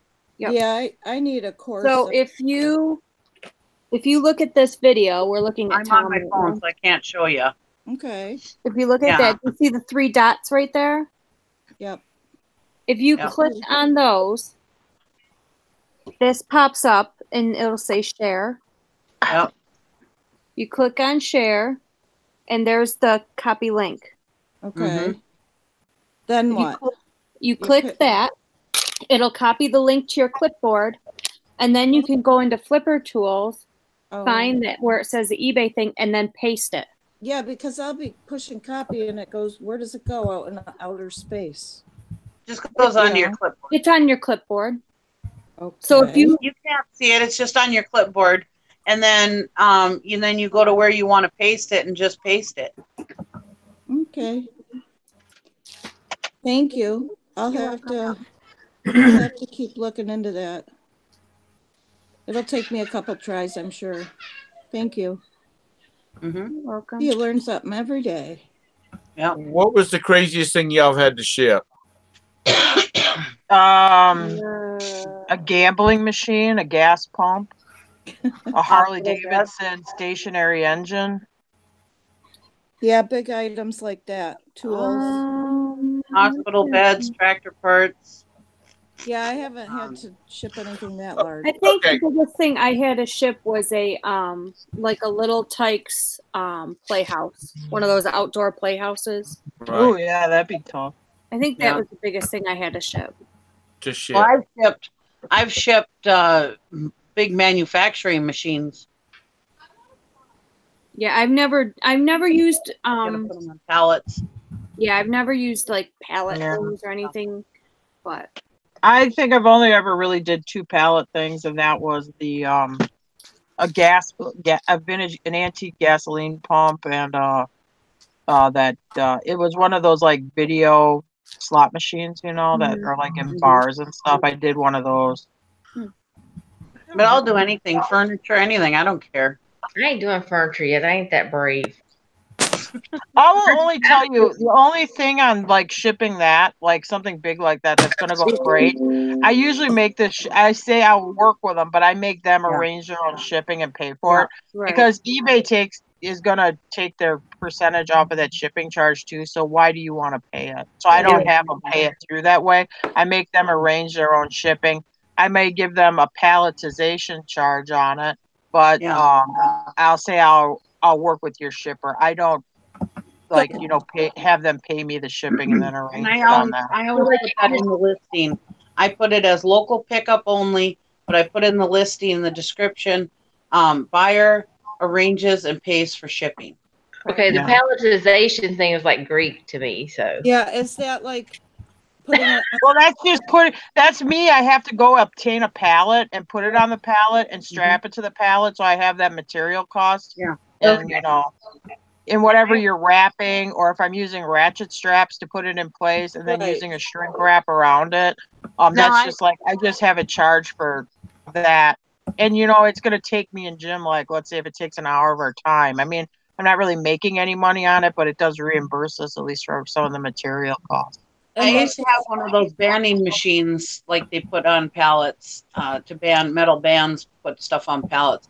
But me and Gary found these ratchet straps. They're red at Menards, if you have a Menards. And they're like $1 a piece. And they're perfect for doing something like that. I mean, I wouldn't hold down a tractor or anything with it, but they're fine for stuff like that, if you're putting on a pallet. Yeah. Yeah. Someday. Maybe. I'm not brave enough. I think if I was to do furniture one time, like with them arranging shipping, all I'd have to do it is once, and I'd probably be fine doing it. Yeah, just doing it that first time. And you'll have the gasoline pump that went with on a semi truck. The semi truck came and picked it up. I've had other stuff like a bigger item where they pay somebody off of U-ship, and the person comes and picks it up. Wraps it up. I don't have to palletize it or anything. They put it in their truck and it's their You just problem. have to be available. Be home. I had those 3 hospital beds, those Stryker stretchers and Stryker hospital beds. And a woman in Florida, I sold them off of Facebook. A woman in Florida bought them. They were opening a new clinic down there. And she said, how do I ship them? And I said, well, you can call any kind of shipping company or I said you could talk to U-ship. Well, U-ship wouldn't get back in touch with her, so she ended up getting XPO Logistics, and she said they said it has to be put on a pallet and shrink wrapped. Can you do that? And I said yeah, for an extra charge. Well, I had some. Now normally I would charge them considerable amount to do all this, but I just figured out how much it was going to cost me because we had already had some dialogue back and forth. And I was already starting to like the lady, so I was gonna, not try to rape her on charges, So I just figured out how much it would cost me. I didn't tell her I wanted anything for my time or anything like that. What it was going to cost me to do it. Anyways, I came back and I said something like, I don't know, like $25 or $50 or something like that. I don't remember what it was. I added a little extra, but anyways. She goes, well, we're prepared to pay you $150 to do it. Is that okay? I was like, hell yeah. I would be the same way too. But see, if I did something like that, I would probably have to have you or Tara online. Oh my God. Absolutely. Well, the only thing I would say on big stuff, not all big stuff's worth a lot of money. I mean, something like that, it better be worth over $500. Or it ain't worth me it ain't worth my time messing around with it like that. Yeah, and I have a dresser and a nightstand set, and I could probably sell it online, but I'm too damn scared to ship it. My shipping is just that's what terrifies me. That's I'm afraid too.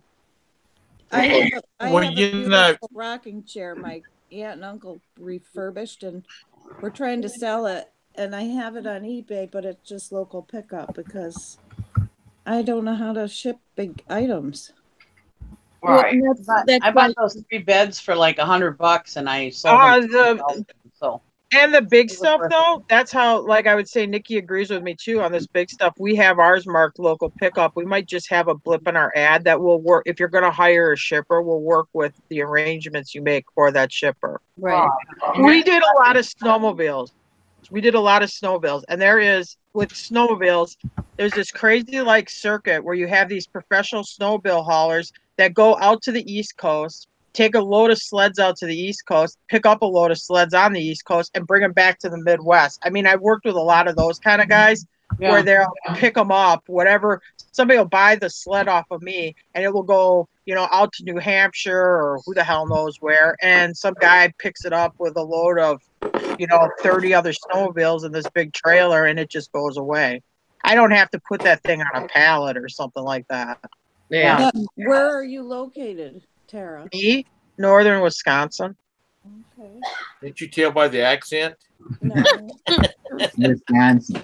I'm from Wisconsin. I'll tell you what, if you heard Gary, you'd be able to tell where they're I know. Gary definitely got like kind of, but he's got a little bit of what I call the Minnesota accent because his is Nikki and him are a little bit different than me. Well, I'm Minnesota, that's why. Yeah, but even Gary's got that Western Wisconsin, got Minnesota. He's got it a lot worse than Nikki. I love hearing his voice. Joy, You know, I'm there. On, Hi, everybody in the chat. I'm missing a lot of people. on one of Dusty's video, Dusty Alabama Pickers, and if you're not subscribed to him, I'm sure everybody has. He talks about a bed that I think it was an antique bed that he had. Yeah. And he sold it to somebody in Atlanta, and he's in northern Alabama. And they arranged this, you know, it was local pickup, and they arranged for U-Ship to send somebody by. And didn't Dusty end up doing that delivery himself because it was only going to Atlanta? No, a guy came by and got it. He had a van. Oh. But he was, I think he was about, I think he said he was willing to. But I will say that's the one great thing. If you're in an area like Dusty, you're located where you have more populations of people to buy big stuff. That's my problem with big stuff is I'm up here in the middle of Timbuktu. People look at it and they're like, yeah, I'm not going to drive that far north to go pick up that item. That's the one. That's the bad thing about up here where I'm at. Yeah. Well, I sold an implement one time, attachment for a lawnmower. It was the snowblower attachment.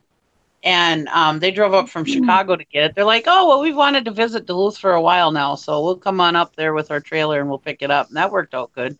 They made a weekend of it. Yeah, I do have a question if you do the local pickup, because I have a guy here that we met when I was telling one of my friends when she was getting rid of all her stuff in her house that he does deliveries. He'll do deliveries of furniture to different people. He'll charge them a fee. Can you put that in your eBay listing that you are like local pickup, but you have a way that a person that can deliver it to them?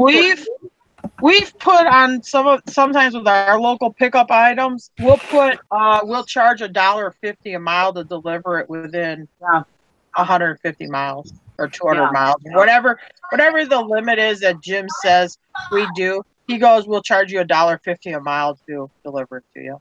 Yeah. Okay, cool. So I just gotta I've never done that on eBay. I've done it on Facebook where I would deliver it so many miles or whatever for so much money or whatever. We put it right in our eBay description. Oh, really? Yeah, it's a local pickup item, but we will, for $1.50 a mile, we'll deliver it to you or whatever it works out. Depends on what the gas price is. Yeah, but now that they're so adamant about losing out on money, what is eBay going to say about that? True. I don't know. Because you can't add something after somebody bought it. I don't think, can you? You're not supposed. Maybe shipping. Maybe you could re-invoice them for shipping charges, I suppose. Yeah, but I wouldn't invoice them because if you said the person's gonna pay me cash for delivering it to their house when I drop it off at their door. eBay's gonna stomp on that in a heartbeat. Yeah. You'll end up getting your account suspended for that. Yeah. Because they want them fees from that shipping. You'll have to be on the up and up. That's for sure. I see it. I see it. Thank you for bringing me another Ziploc bag. Yes, it's okay. I think it's a cat. The cat. My cat. brings me- She finds me Ziploc bags and brings them to me because I don't have enough of them. And God, my cat brings me More. chips. It's for those um, boxes behind you. um, So I think they probably Johanna don't want asked to do that anymore. Johanna asked if UShip provides good shipping. Now, UShip is the service that people, I mean, these shippers bid through to get Mhm. right. Yep. So they don't actually, they are not actually a shipping company. They just, No, it's whoever comes picks it up. right, they only handle the Yeah, it's just a, mediator. yeah, it's like a part of it. platform like eBay where you bid on it. Yeah. Because they had a TV show about it. Yeah. Oh And yeah. Shipping My Wars. husband used to watch that. Shipping Wars, that's what it was. Yeah. That's fun to watch. Yeah. Yeah. Yeah, I like that. Yeah, that was actually pretty good. You know, and that show was a show. One thing I got out of that show is that, you know, mom and pop that's got an F450 or F350 and a flatbed trailer, and they're just making a living. Yeah. And then there's, you know, the young guy who's got a big ass truck, and he's trying to build an empire off of it. So his shipping rates is entirely different from the guy with the Ford pickup truck and the trailer. Yeah. Now they all have to be, Johanna, they all have to be licensed and bonded and insured, just like everybody, like a regular trucking company does. But you're actually working for an individual, not for UShip. The best that I recollect. And you're being contracted to UShip. Yeah.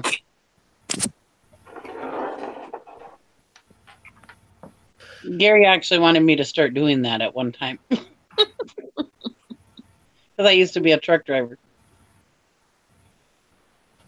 I'm surprised you down didn't. and down.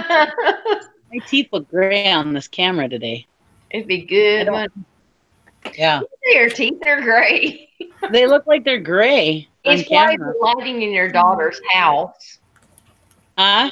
It's the lighting probably in your daughter's house. It must be, because my teeth are not gray. It's so silly. I swear I brushed them today. We're so used to seeing you in the van, though. I miss my van. The people that have been following her for a long time is just amazed that she's been in the house as much as she has the last few days. It finally quit snowing, for God's sakes. Jesus Christ. I think it's supposed to snow tomorrow, though, tomorrow night. Everything in our town has bloomed. Dogwoods are going Tom? crazy here. Tom, Ma'am. you know what I do with that talk. I know, but you didn't let me get.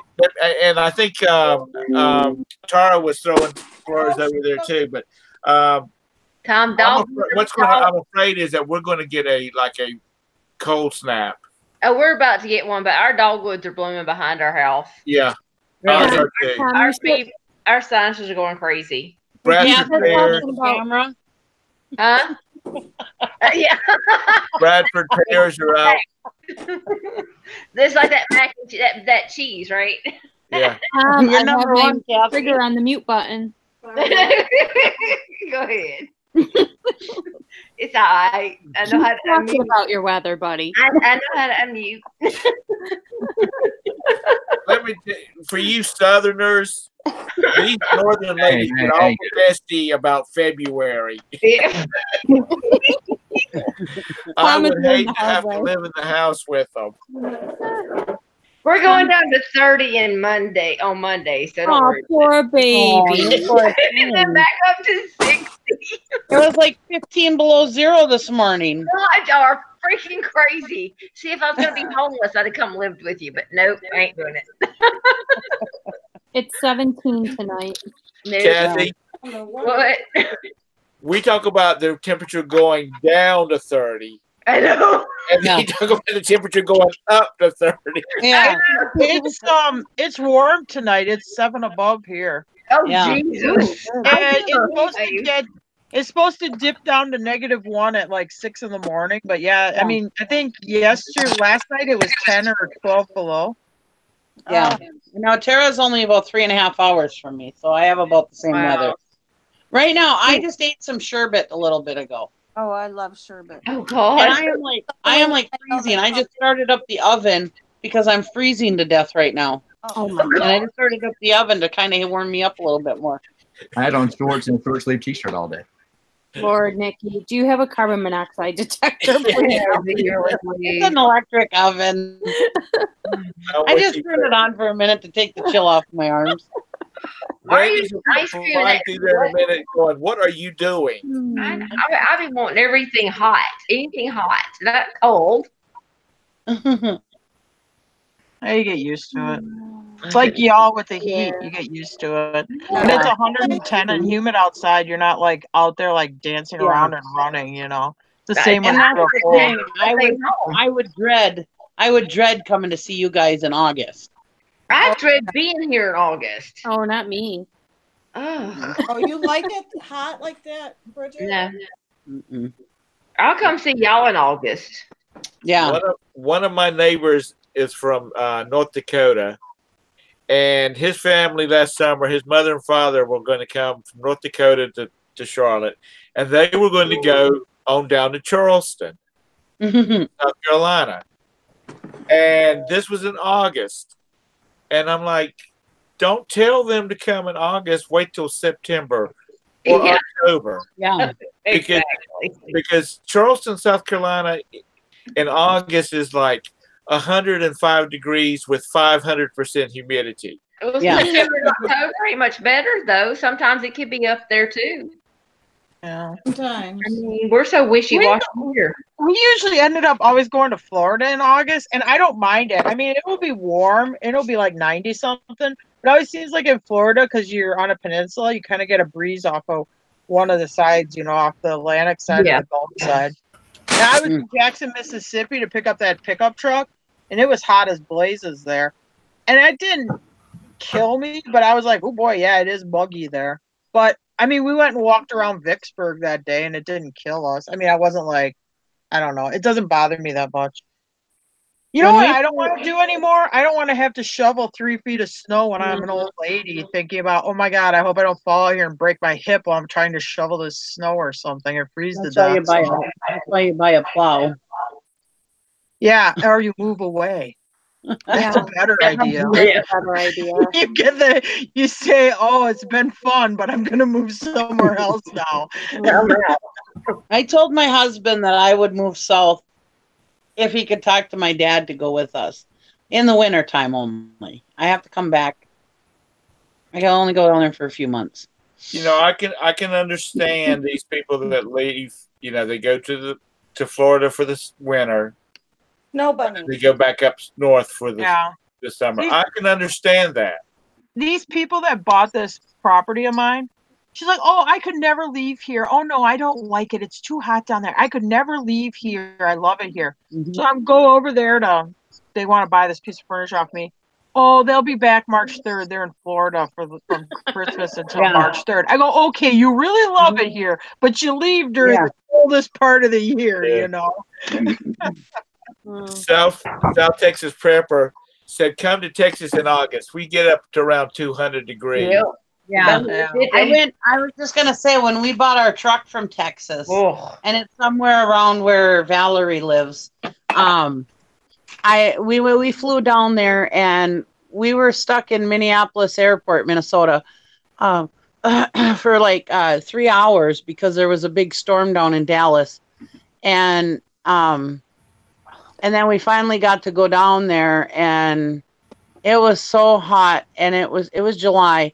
It was so hot, and it was so muggy. Oh my God, I was just like, I was just dying. And yeah, I wouldn't leave. I left the vehicles for a few minutes to have a cigarette at a time, and I couldn't even hardly smoke because it was so the air was so heavy. I was just like, ugh.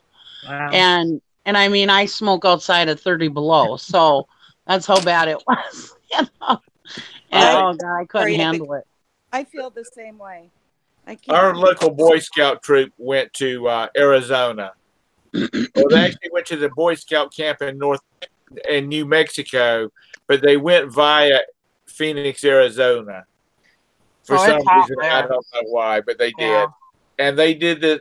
They were hosted by a Boy Scout troop down there, and they were doing an experiment where they had stainless steel cookie sheets, and they would leave them out in the sun, and then they would fry bacon and eggs Oh, inside of that cookie sheet, That's no. funny. and it would never put it on a fire. When I was a kid, my mom sent me on this trip with my grandma, one of these bus tour old people trips, but they sent me along. So anyway, we went from Wisconsin to through Texas, New Mexico to Arizona. And we were like by some desert thing, and I'm not sure they didn't have petrified wood, so I'm assuming it was Arizona. But we had driven through the bus driver had driven like through the night. And they were like, oh yeah, wouldn't it be nice to get out here, and check this out? It's real cool. It's desert. Well, because these people were from Wisconsin, when they got off the bus, these old people were like dropping like flies. I mean, it was Oh, like man. I never got off of because the bus is air conditioned. It was like the heat was like a weight that just Uh-huh. set down on top of you, and they were like faint like crazy. Wow. Well, you can bundle up, but you can't take your skin off. Yeah. So I told the story. I've told the story before about going to Maine when I was like 18 years old in June. Mhm. In June, and my parents went out. We were in Kennebunkport before it became famous like it is now. And my dad likes to deep sea fish, so he and my mom and my younger brother went out deep sea fishing. Back in the dark ages. Back in the dark ages, they had to set sail at high tide, and so we were going to be leaving the next morning, and I said I'll just take the car and fill it up with gas and whatnot. And so I went over to a gas station, and there were some teenagers working at the a real gas station, not like a Circle K. Anyway, I was filling it up with gas, and they said, "Oh man, you're from South Carolina?" And I said, "Yeah." And they said, "Are you near the beach?" I said, "Well, we're about 3 hours away from the coast." I said, "But my family's from that area, so we go down there quite a bit." "Oh man, it must be great to go to Myrtle Beach all the time." Mhm. Now, this was June, and I'm wearing a wool Oh my God. sweater. And they're wearing shorts and Yeah. like sleeveless shirts. And they said, "Well, why don't you come over ride to the beach with us?" So I followed them over to the beach, and of course it was rocks, sand, another pile of rocks, another couple 100 feet of sand, and the people were stacked out there like firewood, sweat just pouring off of them. And I'm thinking, damn, it's a little chilly out here because there's a wind coming off that ocean. And this girl said, "Are you cold?" And I said, "Just a little bit." She said, "I'm about to burn up." And Yeah. and I thought to myself, "You poor souls. When you get no wonder they go to Myrtle Beach, or they used to go to Myrtle Beach in May because it was warm to them, and not getting stifling hot like it gets in June and July and August." Poor. And I thought to myself, these poor souls. I was in Kentucky at Christmas time, and the guy we bought the property comes over, and he's got his big Carhartt on. And, we're doing like work outside. So I'm like in maybe a long sleeve t-shirt, maybe a light sweatshirt. He's like, "Oh my God, I don't know how you people can be dressed such light clothes here. It's just freezing." I'm like, dude, where I came from, there was 3 inches of snow on the ground. This is like a heat wave. Yeah. I'm trying to remember who posted it first. I had to share it on my Facebook page, but it was like the southeast is going to get hit by a cold snap. Be sure and get plenty of milk and bread. And for you northerners, that means put your big coat on. Yeah. Yeah, so I've sent that one. It's like, you southerners stay inside and don't leave or something. And it said, "Yeah, northerners, put your heavy coat on." Yeah. When I used to drive truck over the road, and I'd go out to somewhere like LA or Phoenix or somewhere, and the person in the guard shack would come out with their park on, and they'd have their scarf over their face and their hat on, and they'd be out there, and I'd jump out of the truck in my shorts and a t-shirt and flip-flops, and they're like, "You're not from around here, are you?" I was like, "Nope." They don't call Minnesota Minnesota for nothing. Well, I've mentioned a friend of mine that lived up in Alaska for so long, and he has children that were born up there, and they were teenagers when they moved back to this area. And it's below freezing here, and they're running around in sneakers with no socks on and shorts and t-shirts, and so it's just the area that you're in. Yeah. Somebody's been selling a lot of stuff tonight. Got it. Bridget. Nice. Yep, I knew it.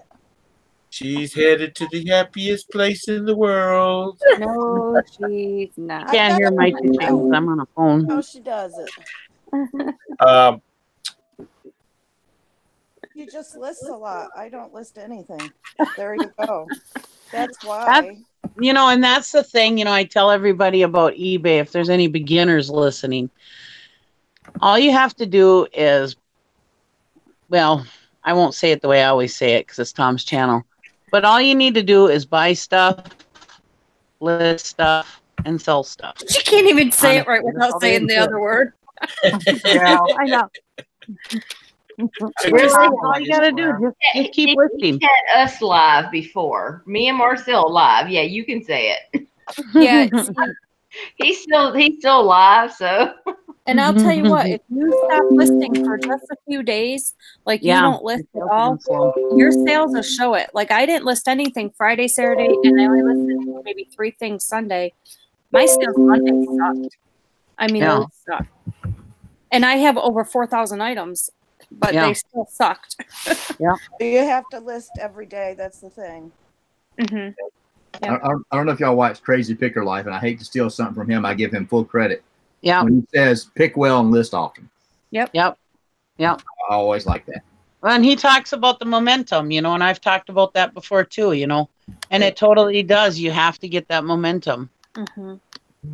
And you don't have to list 20 things a day, just 3 or 4 things a day. I think everybody should be able to unless you need a big income. If you need a big income, then you need to list as much as you can list. At least 20. Right. I believe that everybody should be able to list at least 5 items a day. You should not be listing any less than 5 items a day. No. And preferably 10, 20, or 30 items a day, but you got to at least, even with my full-time job at the time before and everything else, no matter what, I should be able to list 5 items a day at least. And and the more you list, the faster you get at it. Yeah. Bridget, you seem to list all day long, unless you're on the road for stuff. Yeah. And I know Tara seems to list all day long, unless she's having to babysit, or not babysit, but something's wrong with the kid, or she's got to run him around. The kid. Well, I didn't want to say his Brandon name. The kid. Brandon the kid. Jim? Oh, okay. Well, Jim was home every day last week. I didn't list for like 4 days because every day we were doing something, or it just you guys are preparing to move. Yeah, it definitely screwed up my sales. Yep. That messes I'm up. glad I sold the real estate, but honestly, with how much my sales slowed down with getting this property sold, I lost about $30,000 in income. Wow. Really and truly, if you list every day and you consistently list every day, keeping your momentum up.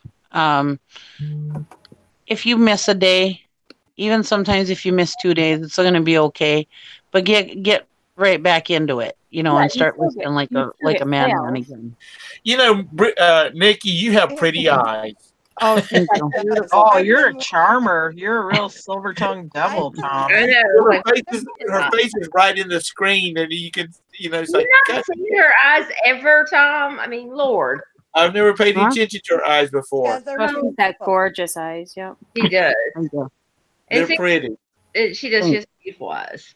How many, Bridget, when you're really into the listing, how many do you think you can list in a day, or how many you average in a day? Well, which one do you want? Like, if I'm really into listing and I'm in the zone, I can list 50 to 80 items a day. Good God. How many hours? What kind of items are they? Everything. Everything. Everything. Honestly, from ski poles to Barbie dolls. Yeah. He's everywhere. How about you, Tara? How many could I list in a day? Yeah. Depends on like my day. Depends how much other stuff I got to do. I mean, I probably, if I'm really hammering, I can do like 50, 55. Damn, I feel bad. I know I can't. But I haven't done that in. That's 6 months. when you get in that months. zone. You just get in that tunnel vision, and Depends what you're listing too.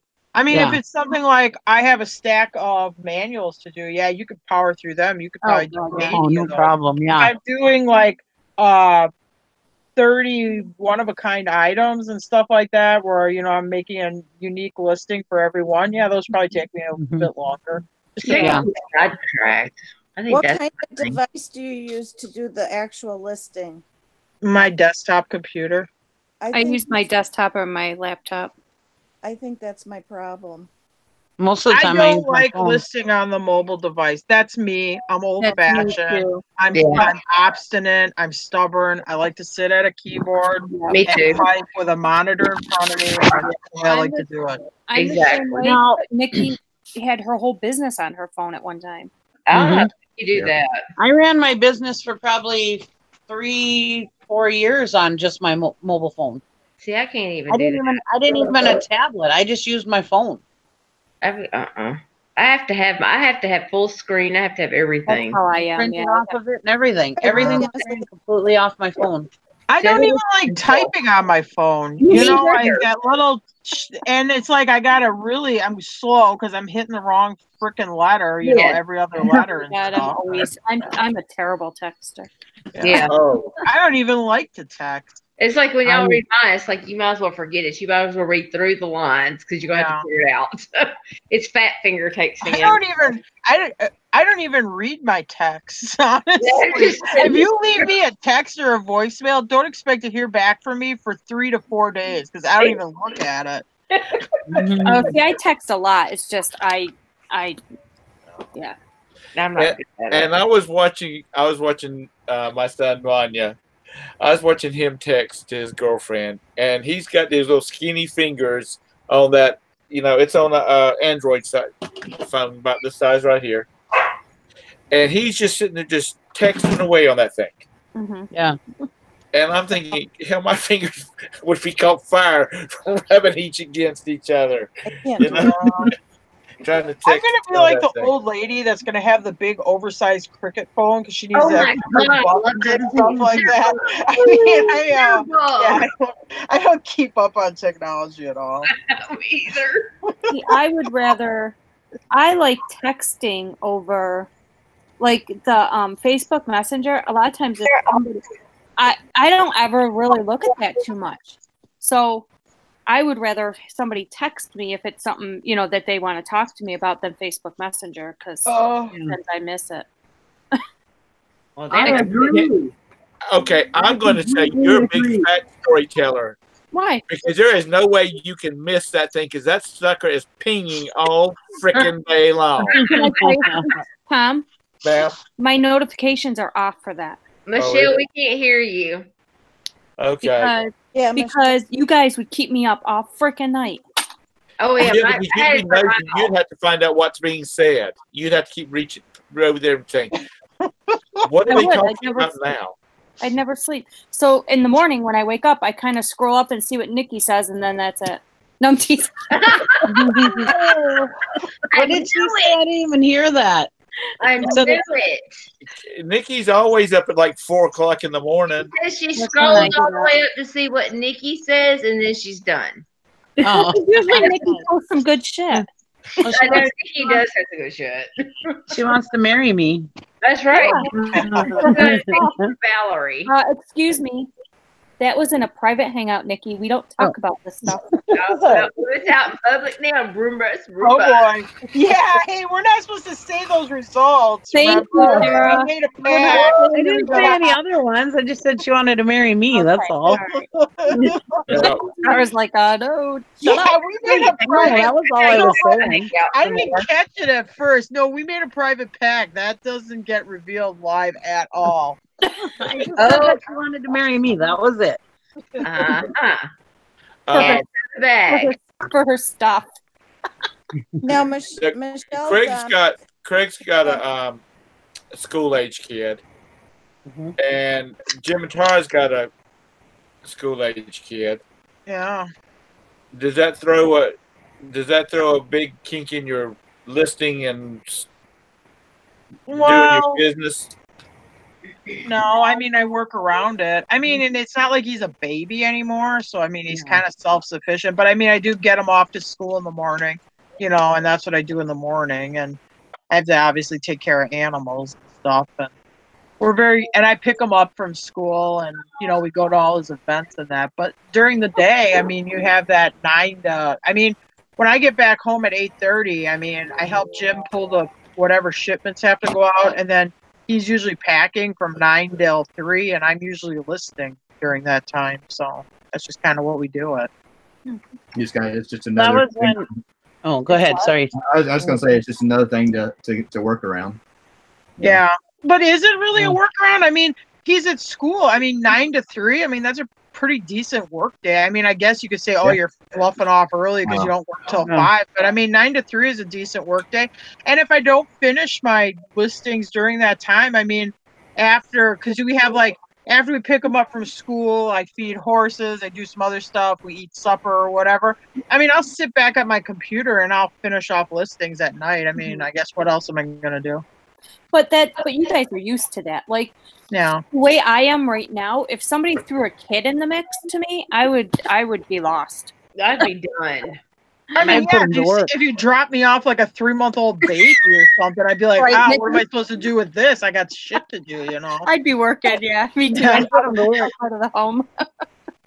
Well, I had Amanda was home during my eBay business, and she was in high school, but a lot of times I'd take her to the auctions with me and make her carry stuff, but yeah, it was no big deal. You know, it was when I was working full time and doing eBay.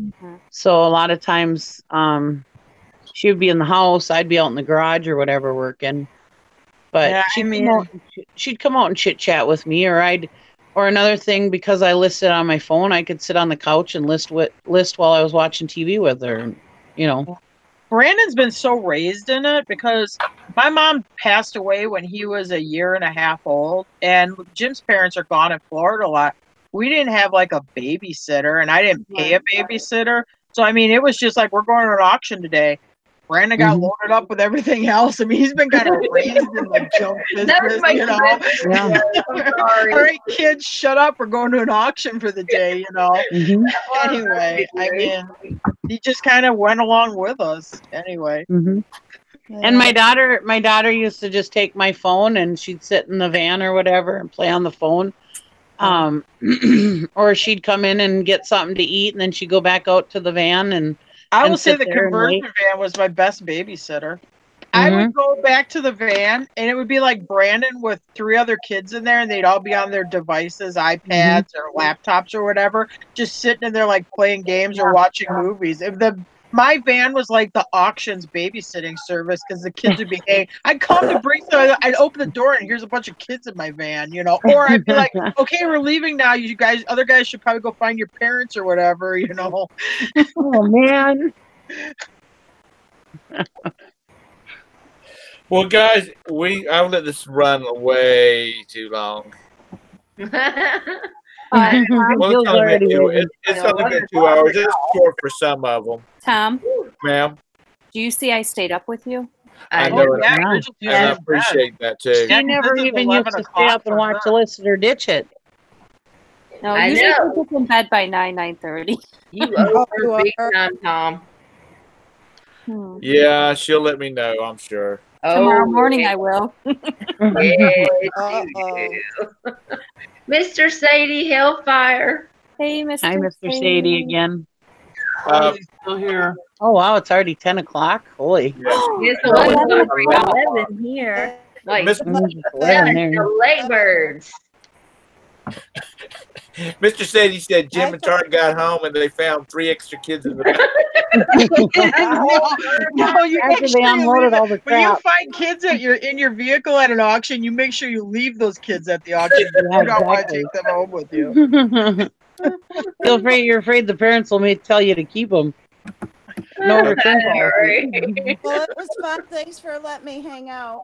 I Oh, thought hey. half It was nice. Half All right. the time I thought it was Friday. Yeah, well, I've had one more thing. I've had it at the auction where I had to find a ride for my daughter to get home because there was no room for her in the car. Okay. So you have her mattress surf on top of the roof or something. Yeah, we had to stay, or one person had to stay at the auction so that she could get home, and they had to come back and pick us up. I Yeah. still love Tara's video about Brandon being stuck in between everything and like everything's around him. Oh yeah, well that's happened a lot. Or like, okay, you don't have a seat to sit anymore, kid. Just sit on the floor here, and if the cops come by, make sure you scoot way down so they can't tell you're not. I love those. That's so crazy. Y'all are just amazing. That's funny. Where is that where you live again, when he's Tara? like 25 or 26, he's got his girlfriend over there visiting with his parents, his girlfriend or wife visiting with Jim and Tara. He's gonna start telling all these stories about, remember when y'all used to make me lay on the floor because we couldn't get to a chair?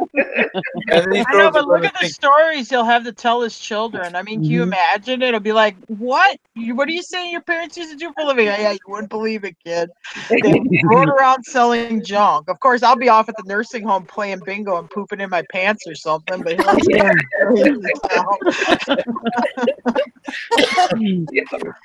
no, he'll be telling his kids, look, all I ask you to do is just go have a nice, pleasant dinner with your mother and I out at a restaurant.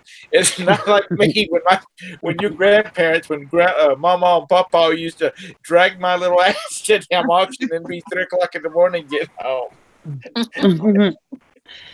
Yeah. But thank y'all for coming in. Oh yeah, it was a good time. It's been a crazy night for me. Sorry, we got off the rails like normal. Oh well, that's all right. I mean, what the hell else do you expect from us? Hey, y'all stayed on the rails. We stayed on the rails a lot better than the morning show. But I think that's Sally's fault. No, it's all Sally's fault. Definitely points the train off the tracks, and everybody just follows right along with it. Yeah, it's definitely Sally's fault. Yeah. Usually I'm the one being blamed. So yeah, see, No, it's Sally. Who's wasn't ever around not and we here were to fine. defend themselves? Well, and the funny thing is, I'm the first one that usually laughs, and then Sally starts laughing at me, and so y'all don't hear me laughing, so I love it. So, like, y'all should be ashamed of yourself, damn it. And Nikki and I just sit in the background and we're quiet. And I know. Innocent. Yeah, me and Bridget are the innocent. Wait, innocent about nothing. Lies. Then occasionally you'll hear Todd go, "Oh my god." That's right. Yeah, so if anybody on here that doesn't know about the morning show, Chick Picker's channel. Yes, join us. Pickerer. 8 a.m. Central Time. We have a morning show Monday through Friday at 8 a.m. How about everybody just say, hey, how y'all doing in the chat? So if people are not subscribed to y'all already, they can just subscribe to you and check out your channel. Please. Sure. That'd probably be the easiest way to do it. Hit the 3 little dots on the right-hand side. Go to channel and subscribe. And if anybody in the chat wants me to check out their channel, put it in there. Hey, Michelle, I didn't see you come in. We said Michelle was here. Oh, did you? We said hi, but we couldn't hear her. I think her mic is a little quiet or something. Okay. Yeah, you couldn't hear. But be sure, 'cause all of them have good channels. All of them have good information. We got to get Deborah with a camera so she can do some videos. She seems to be the posh maven. The posh maven. Posh maven. Today she's been saying and posting stuff in the chat about all this stuff about Poshmark, and I'm like, what? You know, she's been awful quiet about all this stuff. Now she's just full of information. And check out Flippin' Particles D. She's on every day at lunch hour. So that's 12 o'clock. Yeah. Eastern Standard ID. Yeah, I'm subbed. Yeah. Hey, D. It's a lot of fun. It's an accountability hour Yeah. for her and for anyone else. Yeah. And mine's Yeah, the crazy card, Joanna Parrish, they all have channels. Mr. Sadie. Mr. Sadie, you should have came on when Tom put that link in. Yeah. That would've been cool. He hasn't been on a YouTube show in a coon's age. Mr. Sadie, you're always welcome on anybody's channel. Always. I've never seen Mr. Stady on a channel. I saw him on a show with like Dusty and Chad, Oh, maybe. a long time Come ago. on in the morning. Have you seen his video on his training class? His No, I training can't say that I have. Go, I go haven't watch been it. watching very much YouTube either. It's I haven't hilarious. either. Who? Who? Mr. Stady. Oh, no. I'll have to check it out. Yep. It's Me fun. too. Yes, Mr. Sadie. We'll check it out. Yeah, definitely. Come on. Yeah. All right. Good night, everybody. Night. Yeah. Bye, everybody. Picking Night. treasures. That looks like a good one. Oh, I'm already subscribed.